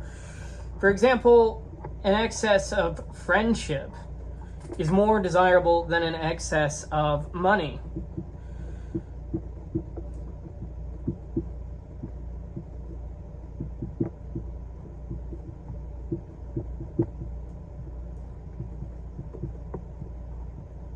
So, therefore, friendship is more desirable than money. Now, the value of excess can reveal the value of the thing exceeded. If more of A is better than more of B, A is likely better than B. All right, let's go ahead and move on to the next point.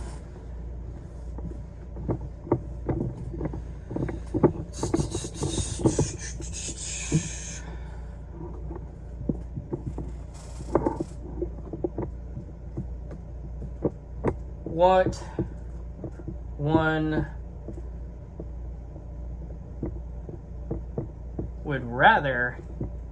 would you rather have by one's own doing?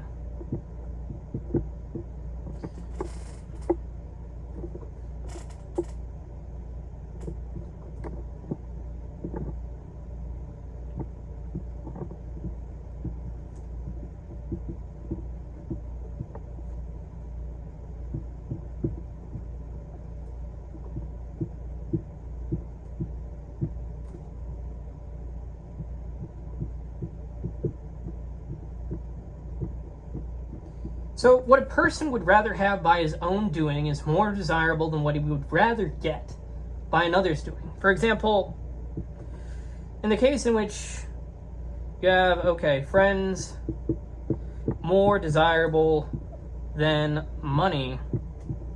Oops, there we go.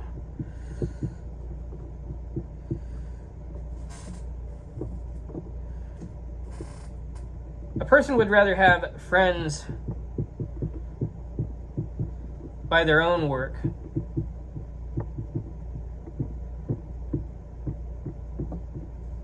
than by someone else's work, by another's work.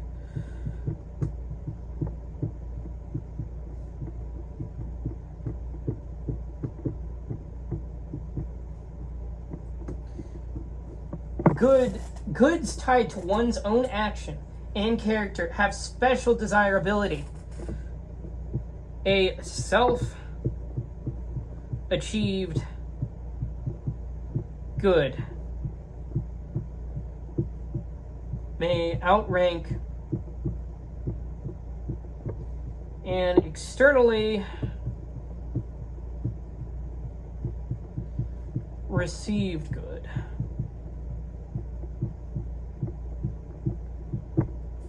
Okay, let's move on to the next point.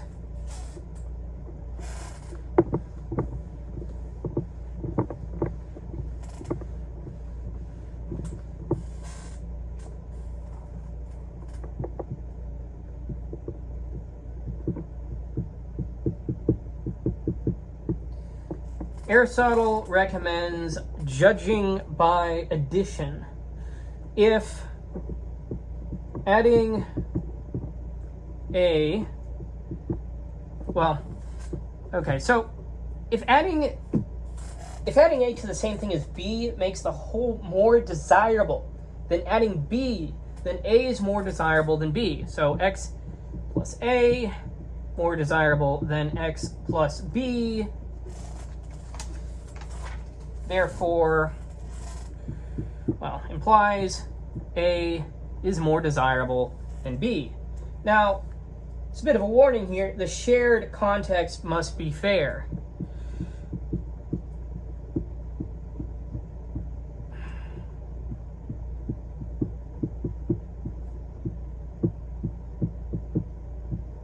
So if the common term helps one added thing but not the other, the comparison is misleading.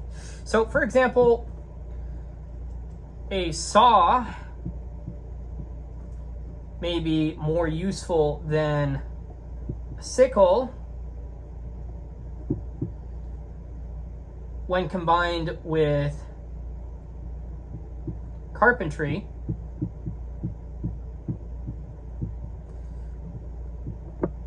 But that does not prove that the saw is more desirable without qualification.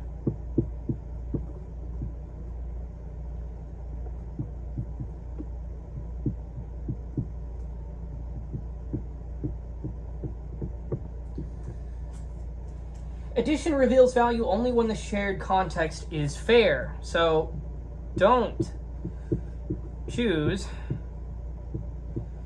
a common context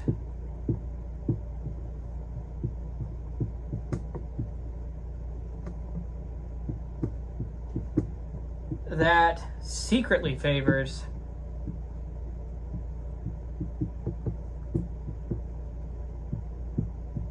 one side. That being said, let's move on to the next point. Wow.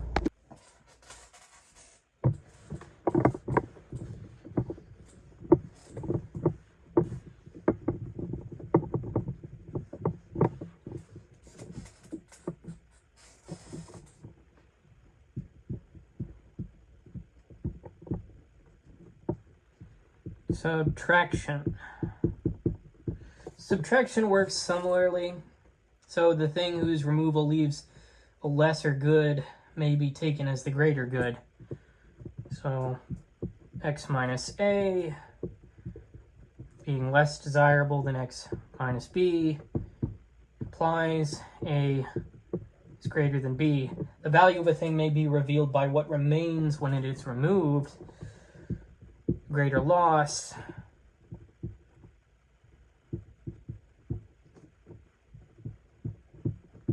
indicates the greater good.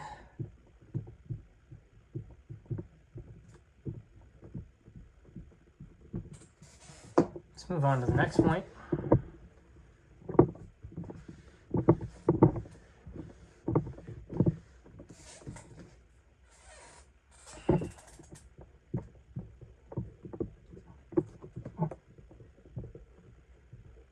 Desired for itself and desired for appearance. Kind of already went over this, but this could be a few differences here. So the thing desired for itself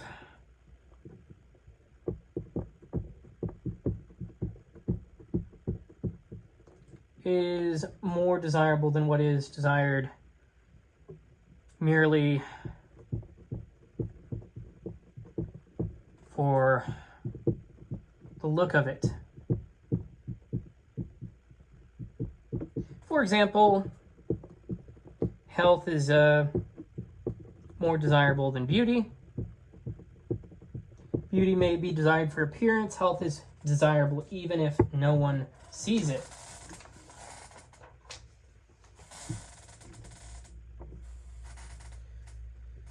Something is desired for the look of it, supposing no one knew of it. Well, something is desired for the look of it if supposing no one knew of it. One would not care to have it. Right? So desired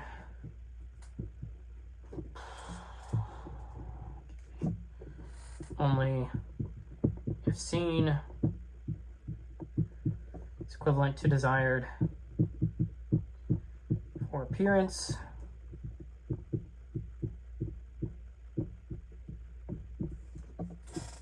Versus desired even if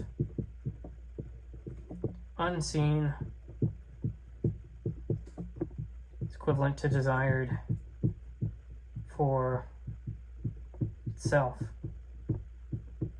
What remains desirable without witnesses is more truly desirable.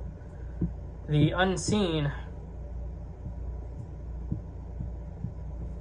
test reveals whether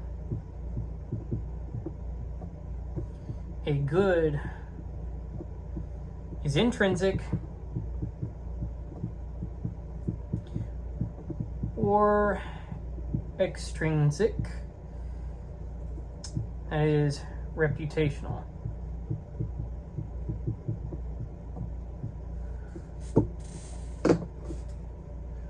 Let's move on to the next point.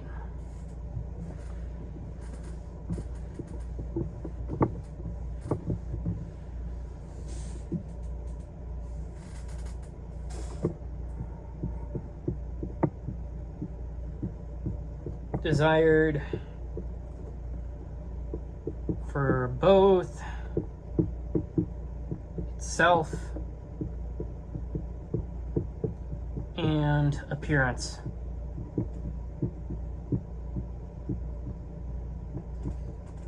If one thing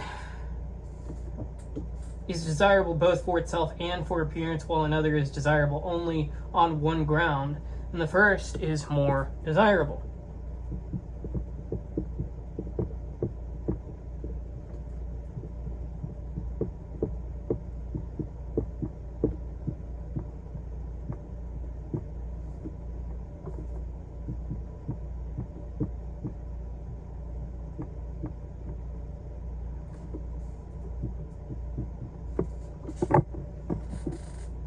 A good supported by more kinds of desirability has comparative advantage.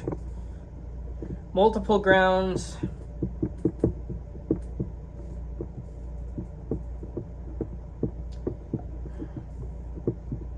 of desirability strengthen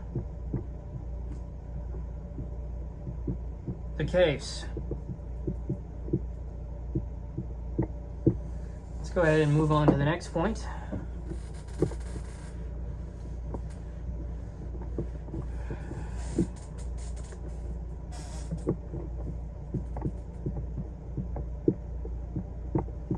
More precious in itself.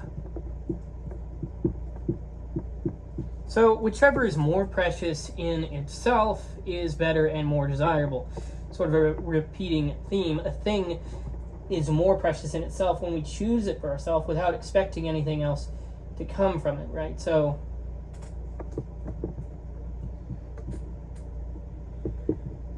precious in itself, more desirable,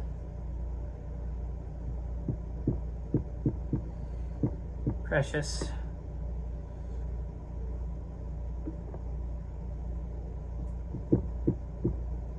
from something else. Intrinsic preciousness is a strong sign of desirability. What we choose, even without further gain,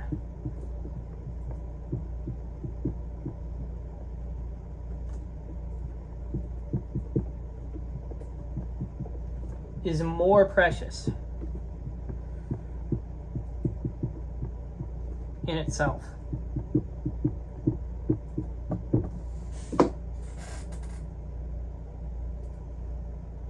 Let's go ahead and move on to the next point.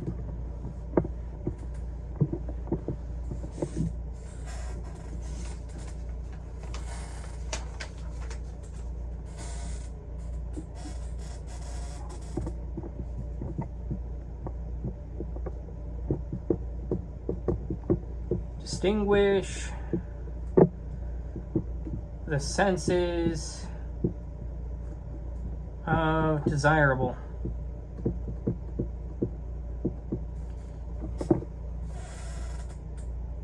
Aristotle says we should distinguish the senses in which something is desirable.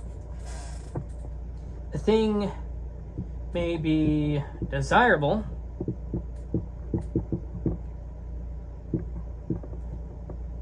with a view to expediency, honor, and pleasure.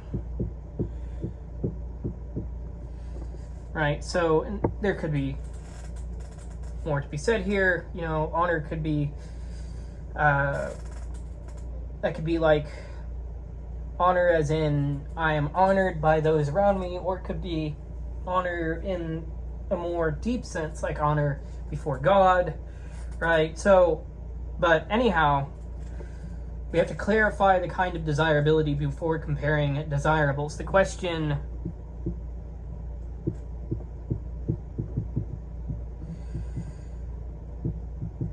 which is more desirable,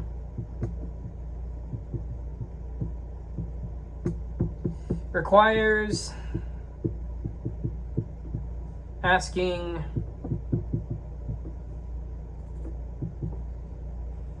desirable how.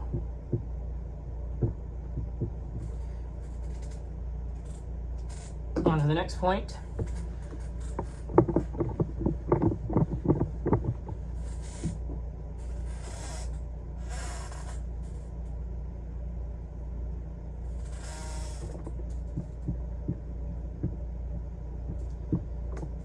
Useful for more ends.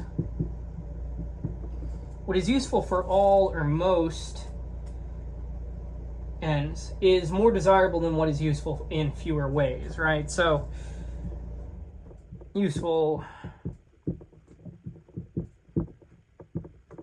for honor, pleasure, and expediency.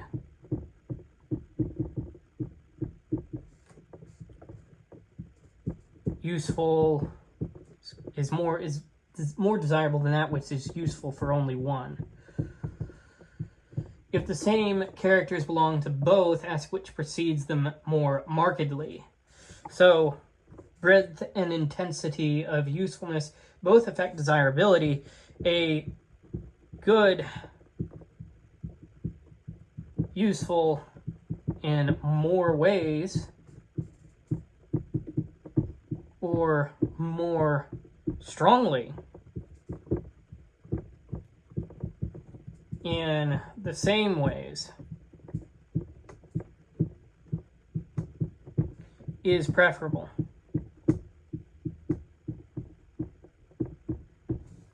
Let's move on to the next point.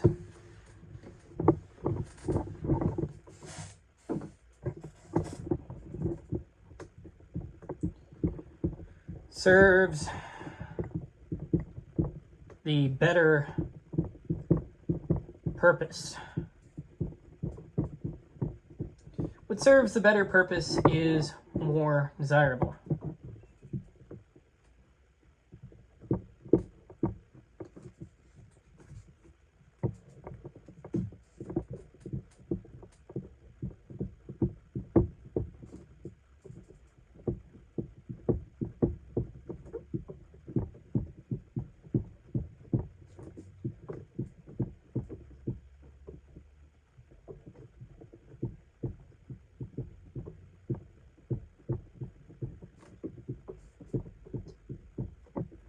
For example, what promotes virtue?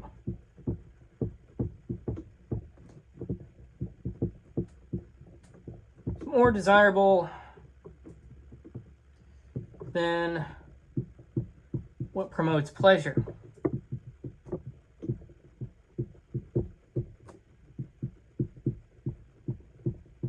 Likewise, what more obstructs the desirable is more objectionable.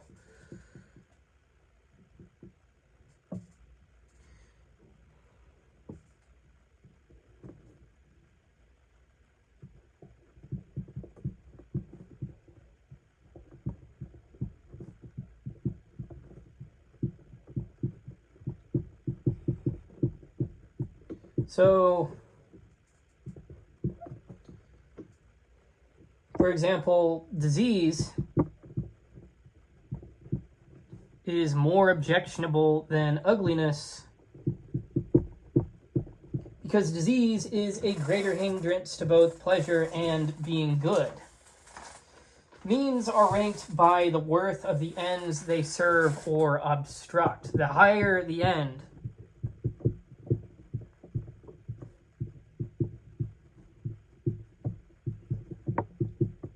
the higher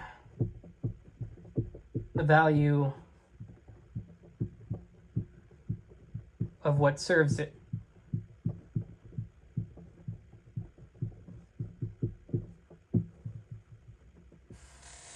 On to the next point.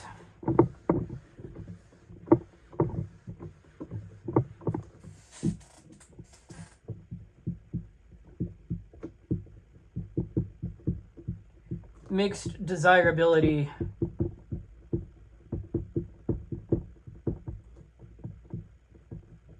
and objectionability. So a thing is both desirable and objectionable in like measure. Well, a thing that is both desirable and objectionable in like measure is less desirable than something that is desirable only.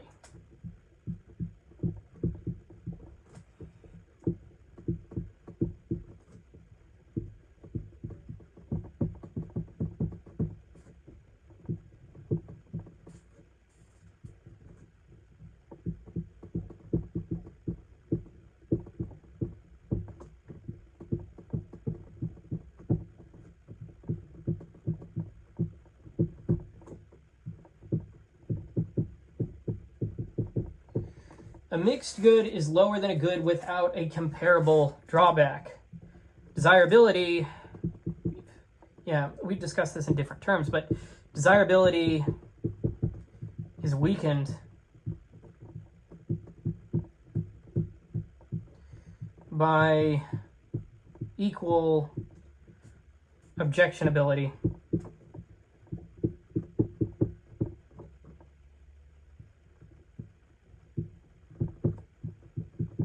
Yeah, that is a theme through Aristotle. I've noticed he'll discuss a thing in one sense earlier in his, I guess, lecture notes. I guess technically that's all we have, right? It's just, I mean, or treatise, right? And then later on, he'll discuss it in a different way, and then a different way, and then a different way.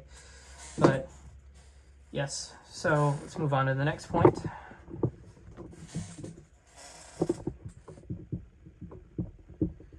From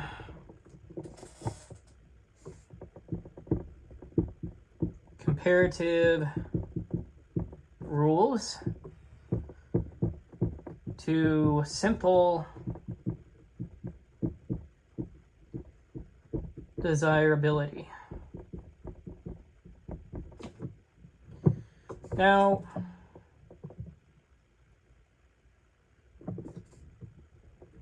the rules for comparing desirables can also show that something is simply desirable or objectionable.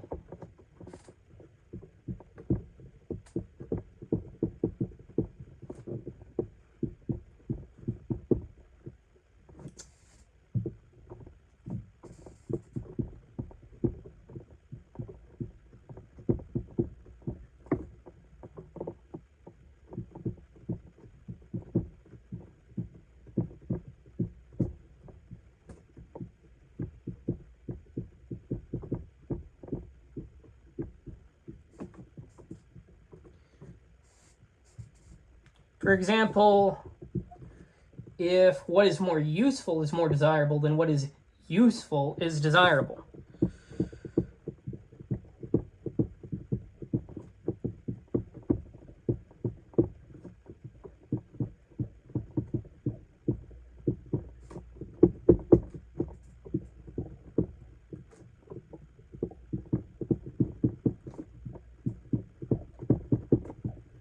Comparative rules can yield non-comparative conclusions.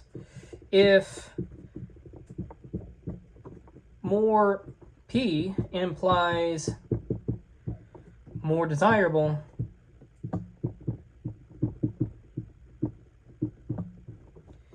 P itself may imply desirable.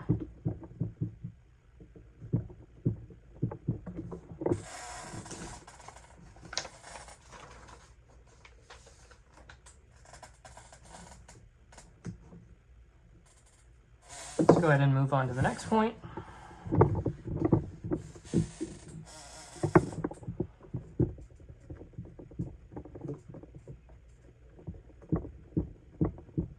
Generalizing comparative rules.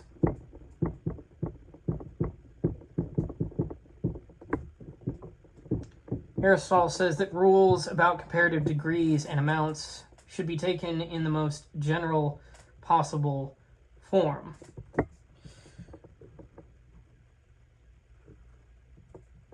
the more general the rule,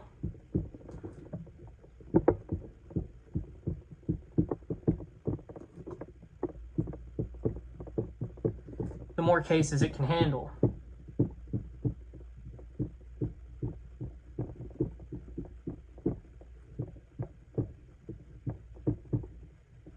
Right, so for example, a specific rule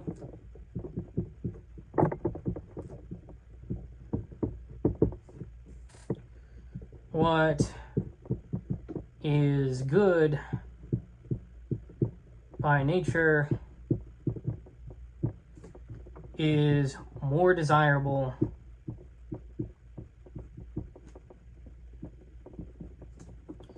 than what is not good by nature. Generalized rule.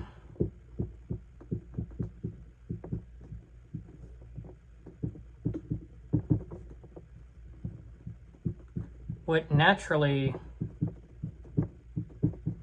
exhibits a quality exhibits it more than what does not naturally exhibit it. So a topical rule is most useful when expressed in its most general form. Generalize the rule. So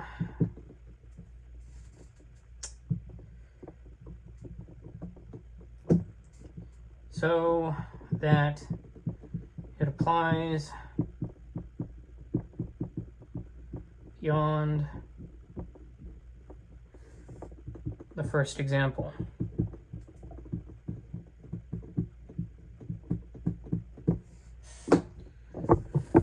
Okay,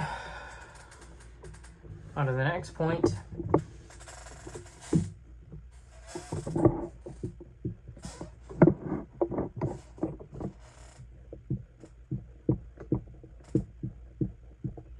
Comparative degree rules in general form. Okay, so a thing has a character in greater degree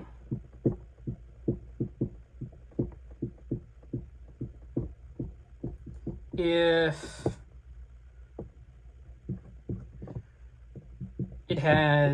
for one it has that character by nature,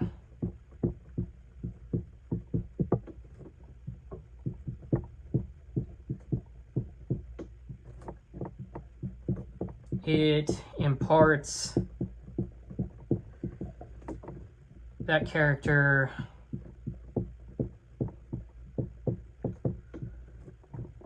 to what possesses it,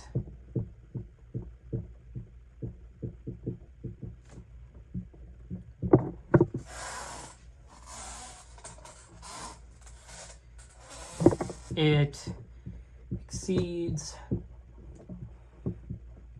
a shared standard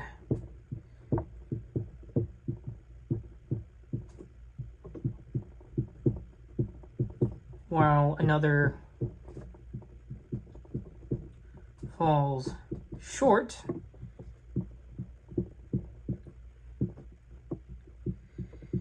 It produces a greater result when added,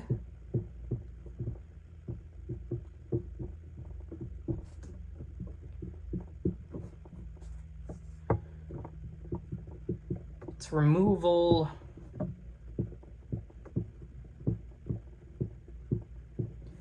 leaves the remainder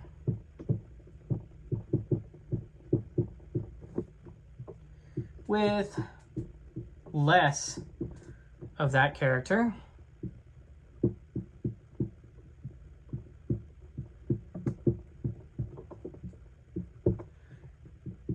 It is freer from admixture with the contrary, and it admits the definition of that character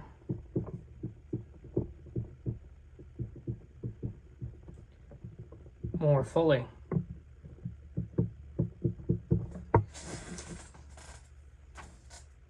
Okay, I'm just gonna pause here for a second before I erase this and move on to an example.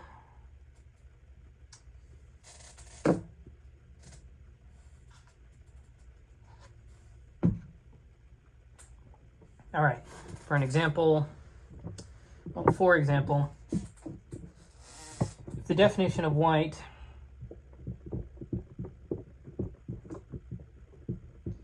is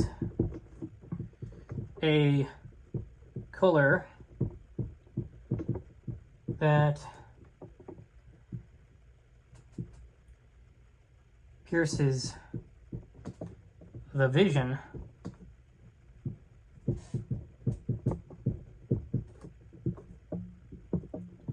then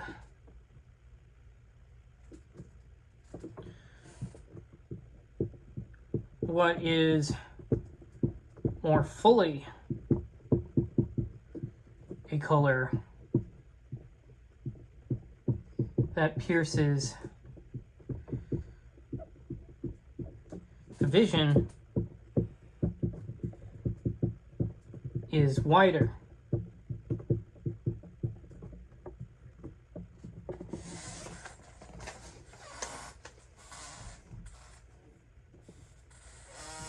So, comparative degree is often judged by nature, effects, standard, purity, and definition.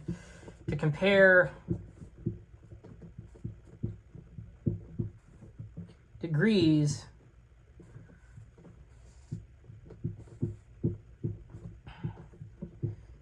ask which case more fully realizes the character. Okay.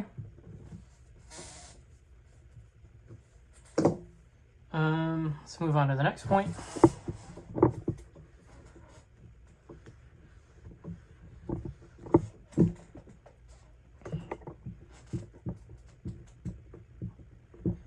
Particular problems.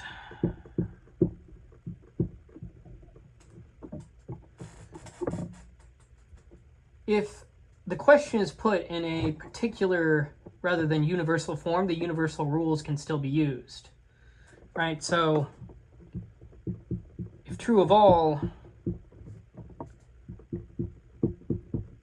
then true of some,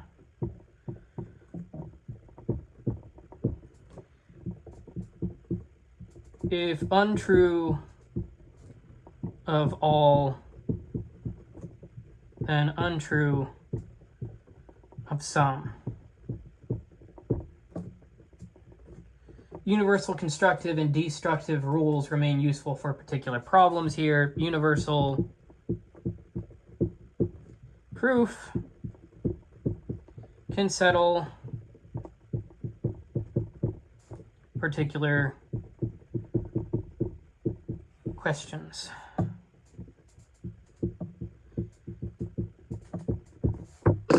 On to the next point.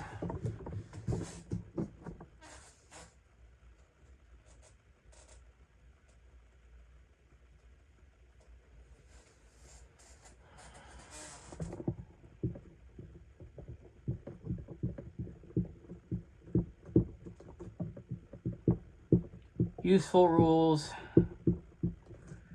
for particular problems.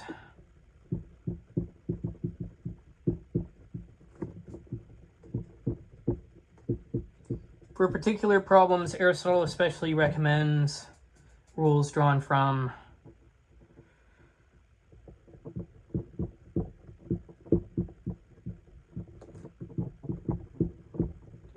opposites, coordinates, and inflections. So, for example, if some pleasure is good, then some pain may be evil. If some pleasant thing is objectionable,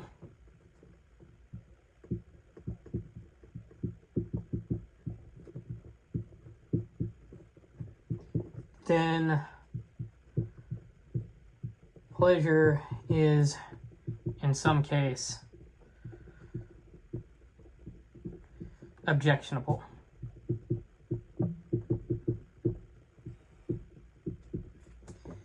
If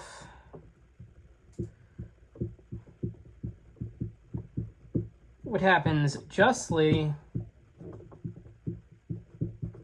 is, in some cases, evil, then what happens unjustly may, in some cases, be good. Opposites and related forms allow particular claims to be transferred across term families. Particular arguments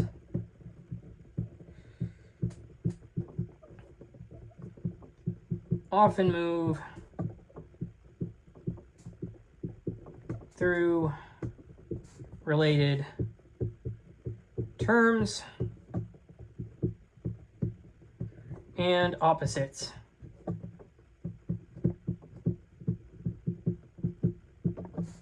Let's move on to the next point.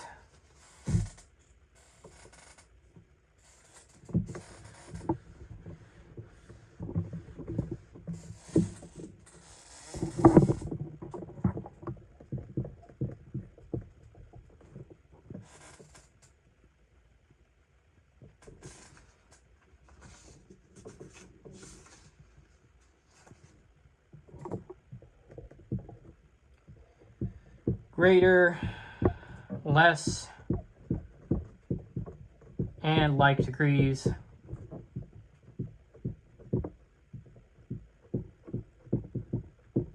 in particular problems.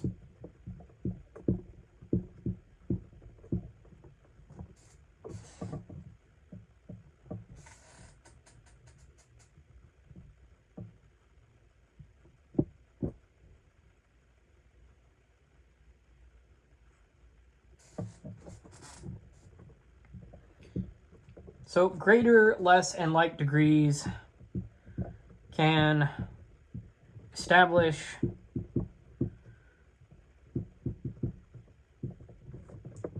or overthrow particular claims.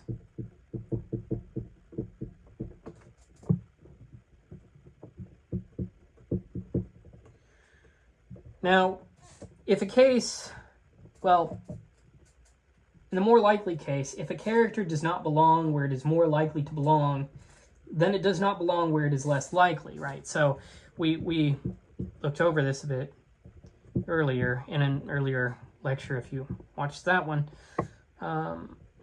Not where more likely, not where less likely, implies not where less likely. In the less likely case, if a character belongs where it is less likely to belong, that belongs where it is more likely, right? So, yes, where less likely implies yes, where more likely. Comparative likelihood can settle particular questions, as we know. Use stronger and weaker cases to test the case before you.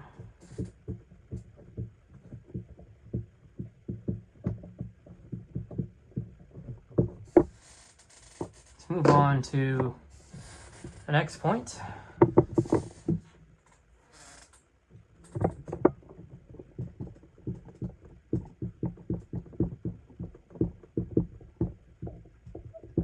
Hypothesis in particular problems.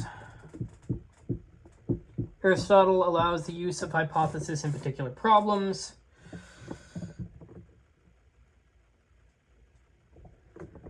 One may claim that if an attribute belongs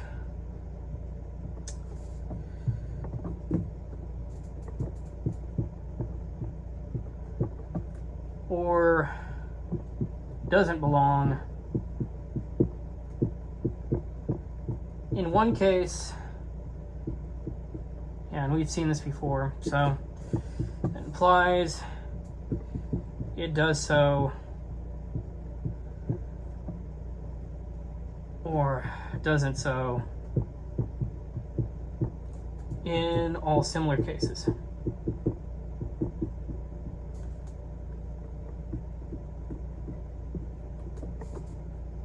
So, for example, if the soul of man is immortal, then other souls are immortal as well.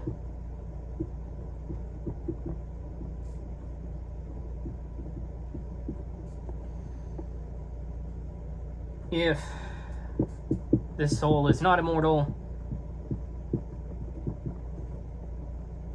or mortal, then so are others.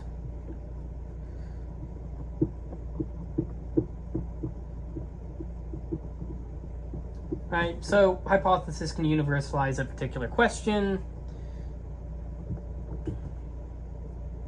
We've been over this before, but a particular admission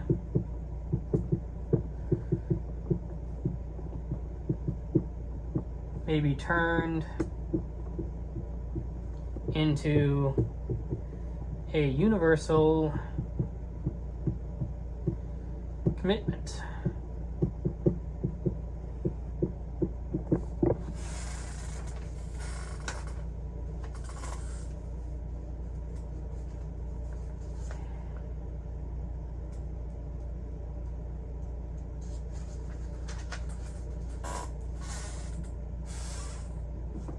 On to the next point.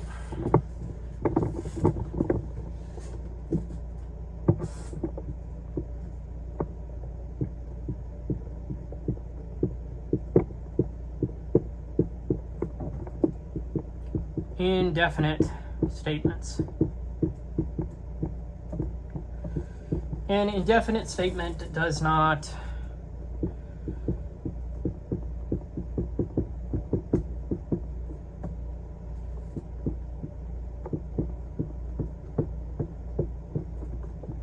clearly specify whether predicate is universal.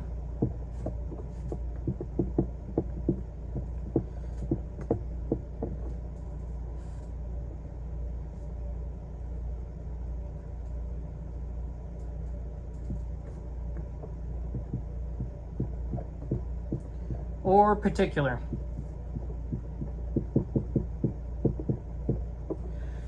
For example, pleasure is good could mean all pleasure is good.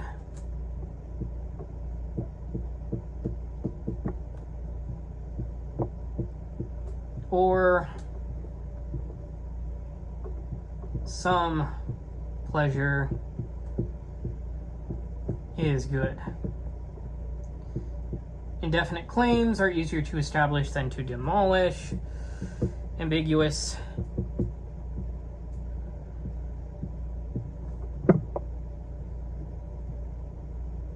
Quantity gives the asserter flexibility. Like I said, I keep on saying this, but a lot of this we've discussed. It's just that the thing that differs is the context of the book itself. So, yes, just think of this in terms of, well, we're applying something to the topic of desirability, right? So, that being said, let's move on to the next point.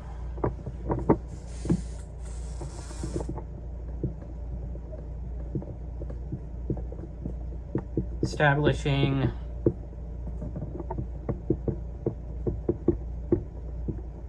an indefinite statement.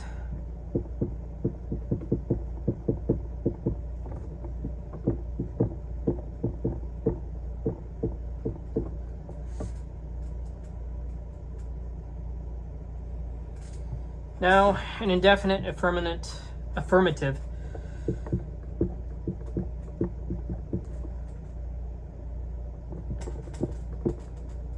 okay, this thing's wearing out. Let me get a different marker.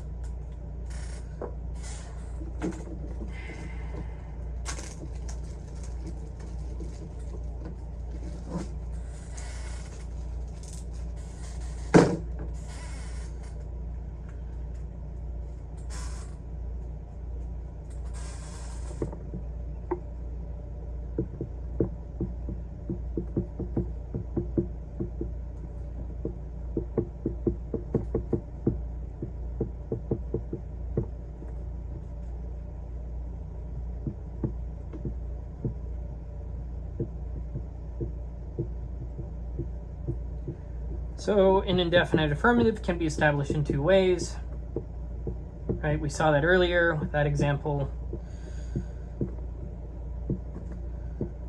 All pleasure is good.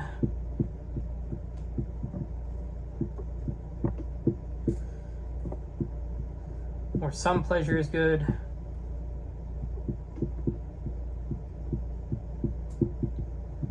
Either is enough to say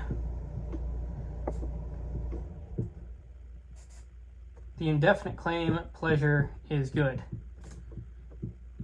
A particular proof may establish an indefinite assertion. To establish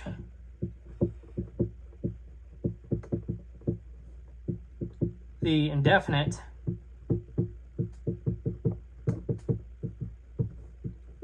one case may be enough.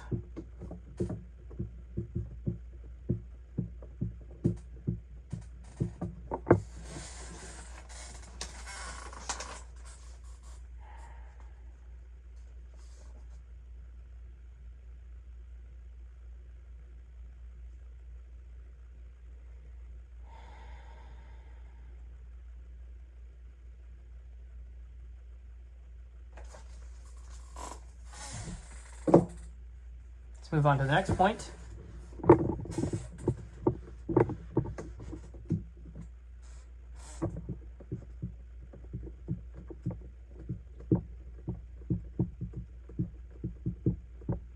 Demolishing an indefinite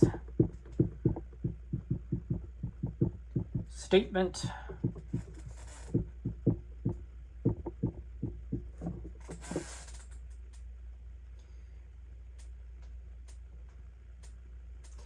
in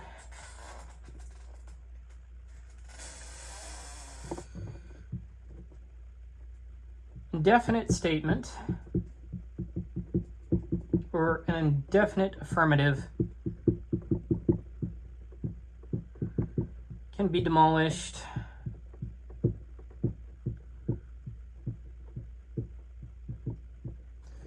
only by proving the universal opposite.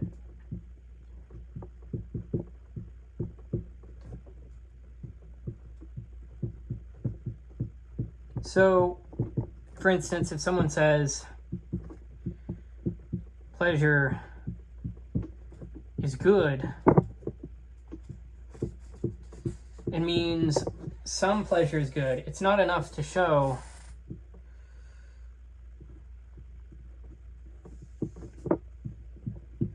some pleasure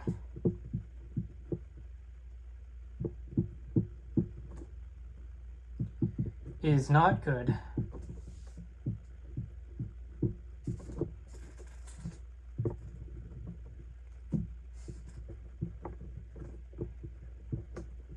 To demolish the claim fully, one must show no pleasure is good.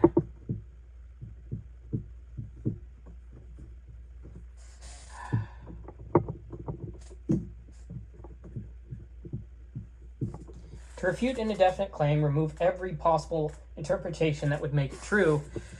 Indefinite claims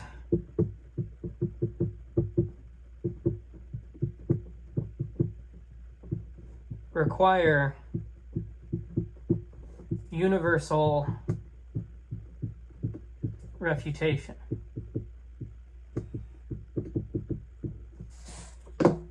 On to the next point.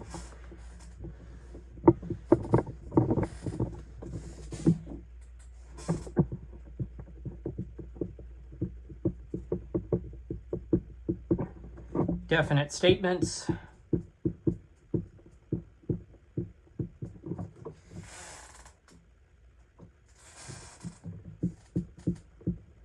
definite statement gives a clear target.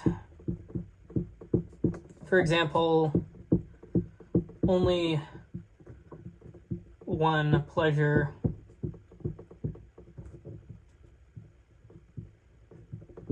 is good. That can be demolished in several ways, right? So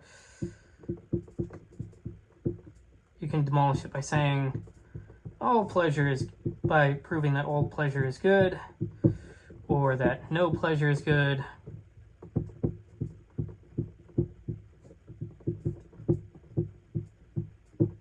or that more than one pleasure is good. The more definite a claim is, the more exposed it is to refutation. Precision increases vulnerability to counter-argument.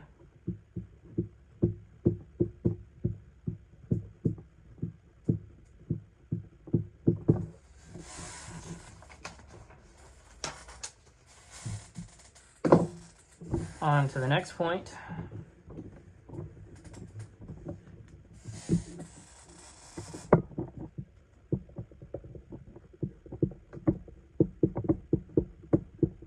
Exclusive claims.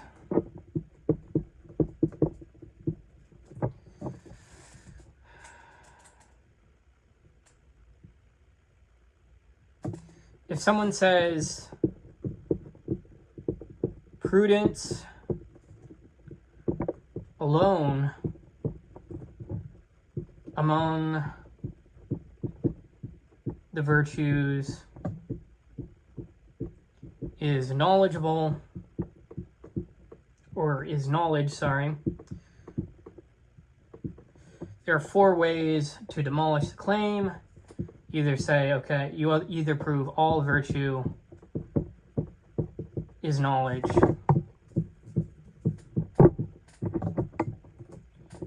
No virtue is knowledge.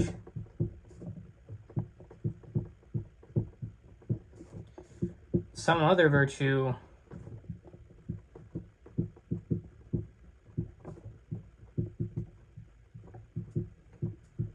such as justice is knowledge.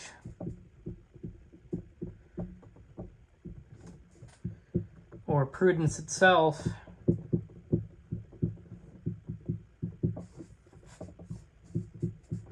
is not knowledge.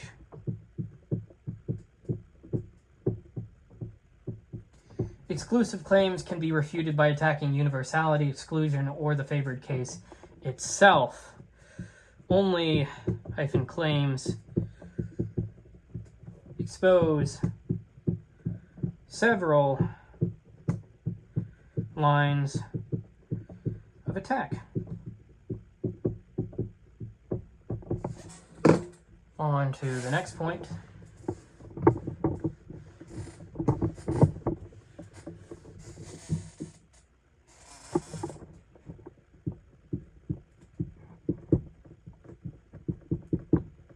Individual instances and division. Aristotle returns to the method of individual instances and division by genera. So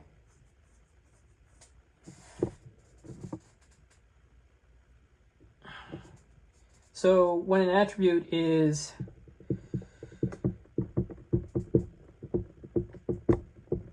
said to belong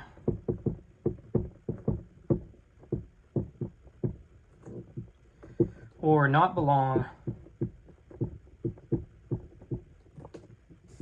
examine individual cases,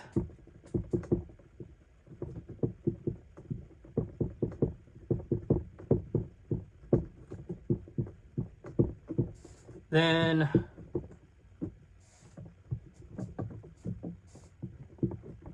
divide genera into species,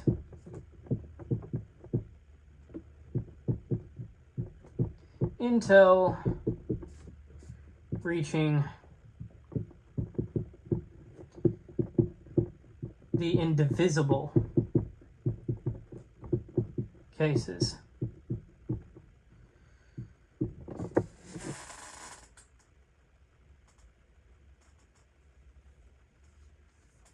Right, so from genus to species, well, so you have individual,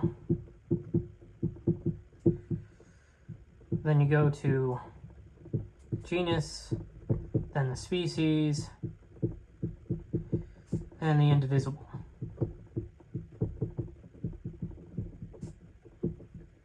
Right, now even comparative dialectic returns to division, instances, and counterexamples. The dialectician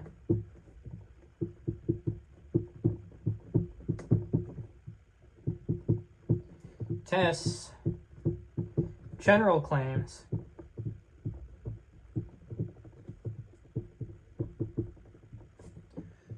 by ordered descent into cases.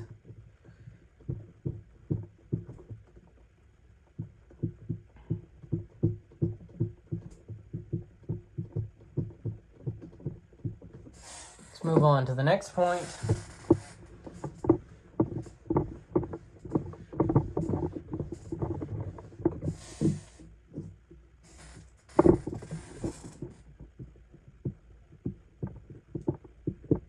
Forcing universals, universal admission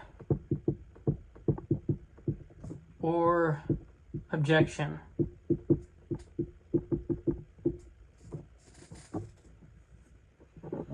If after division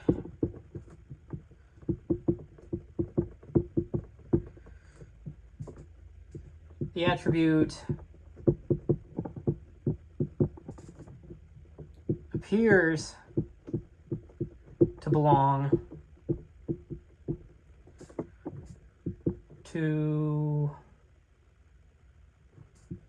all cases, well, in all cases or no cases, then one may press the opponent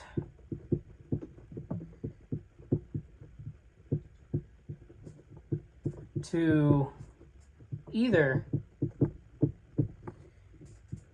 admit the universal, we've gone through this before, but yes, or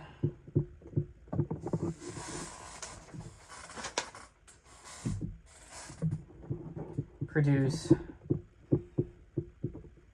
an objection. A well-conducted survey of cases forces either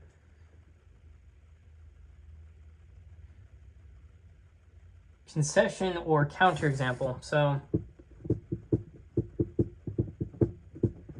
division turns scattered cases into dialectical pressure.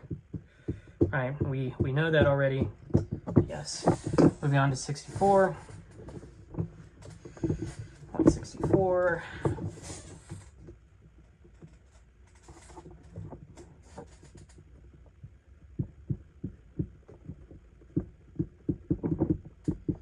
Definite accidents by species or number.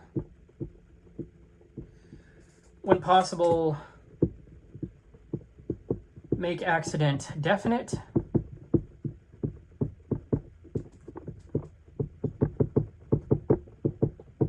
Either specifically or numerically. So, for example, in the case of time and motion, to show that time is not moved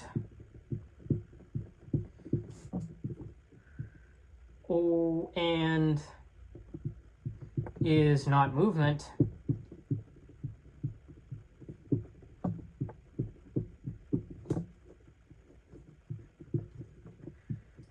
enumerate the species of movement.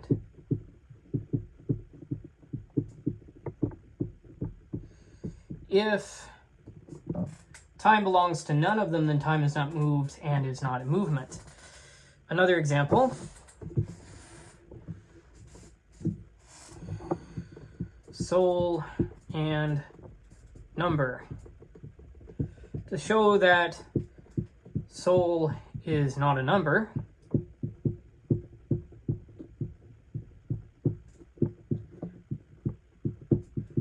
divide all numbers into odd and even. If the soul is neither odd nor even, then the soul is not a number. A claim can be demonstrated, well, a claim can be demolished by exhausting the species under the proposed genus. If none of the species applies,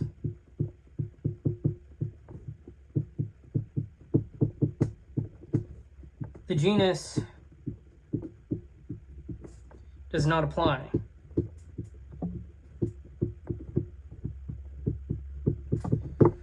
All right, now let's go on to the next point.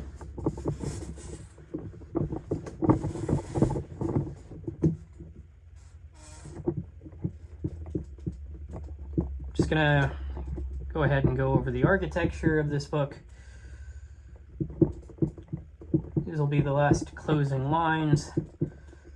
So the architecture of book 3. Now, Book 3 moves through the following arc. We go from comparative inquiry to basic standards of choice, ends versus means, in itself versus accidental, absolute versus relative goods. We rank, well, there's a rank of subjects and causes. We go on to consequences and number of goods. We go on to timing and usefulness, loss, acquisition, likeness, and from there we go on to friendship, necessity, prudence. From there we go into species, excellence. From there into addition and subtraction. From there into kinds of desirability. From there into particular, indefinite, and definite problems. Book 3 teaches dialectical comparison of goods. The question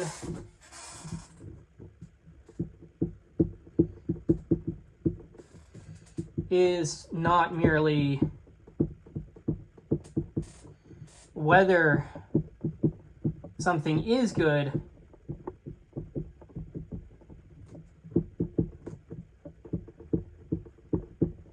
but how it ranks among goods.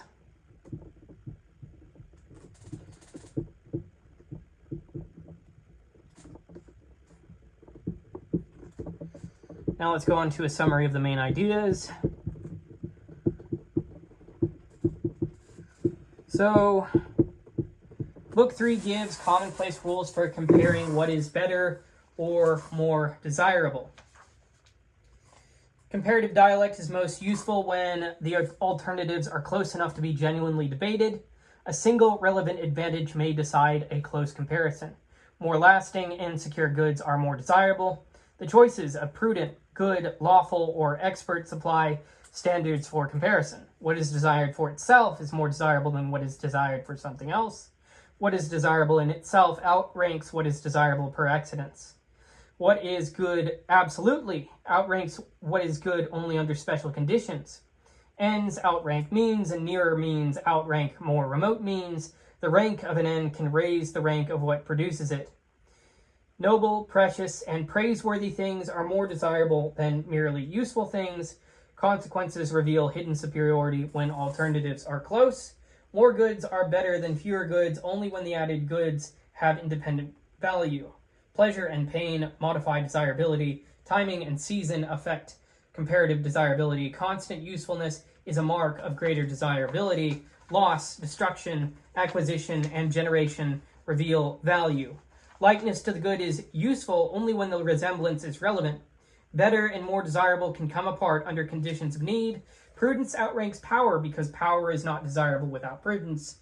The proper excellence of a species supplies a standard for comparing members of that species. Addition and subtraction can reveal comparative value when the context is fair.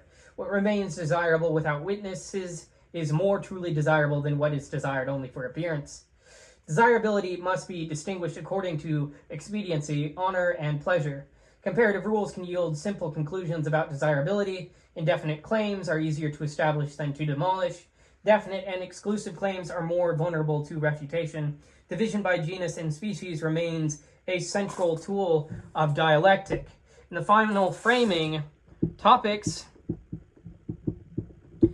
Book 3 teaches dialectical comparison of goods. Book 2 teaches how to test whether a predicate belongs accidentally. Book 3 teaches how to compare goods, ends, means, consequences, losses, acquisitions, and circumstances when the question is which thing is more desirable. Dialectic does not only ask what is true,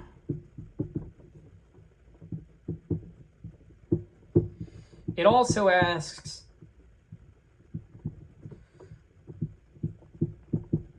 what is worth choosing.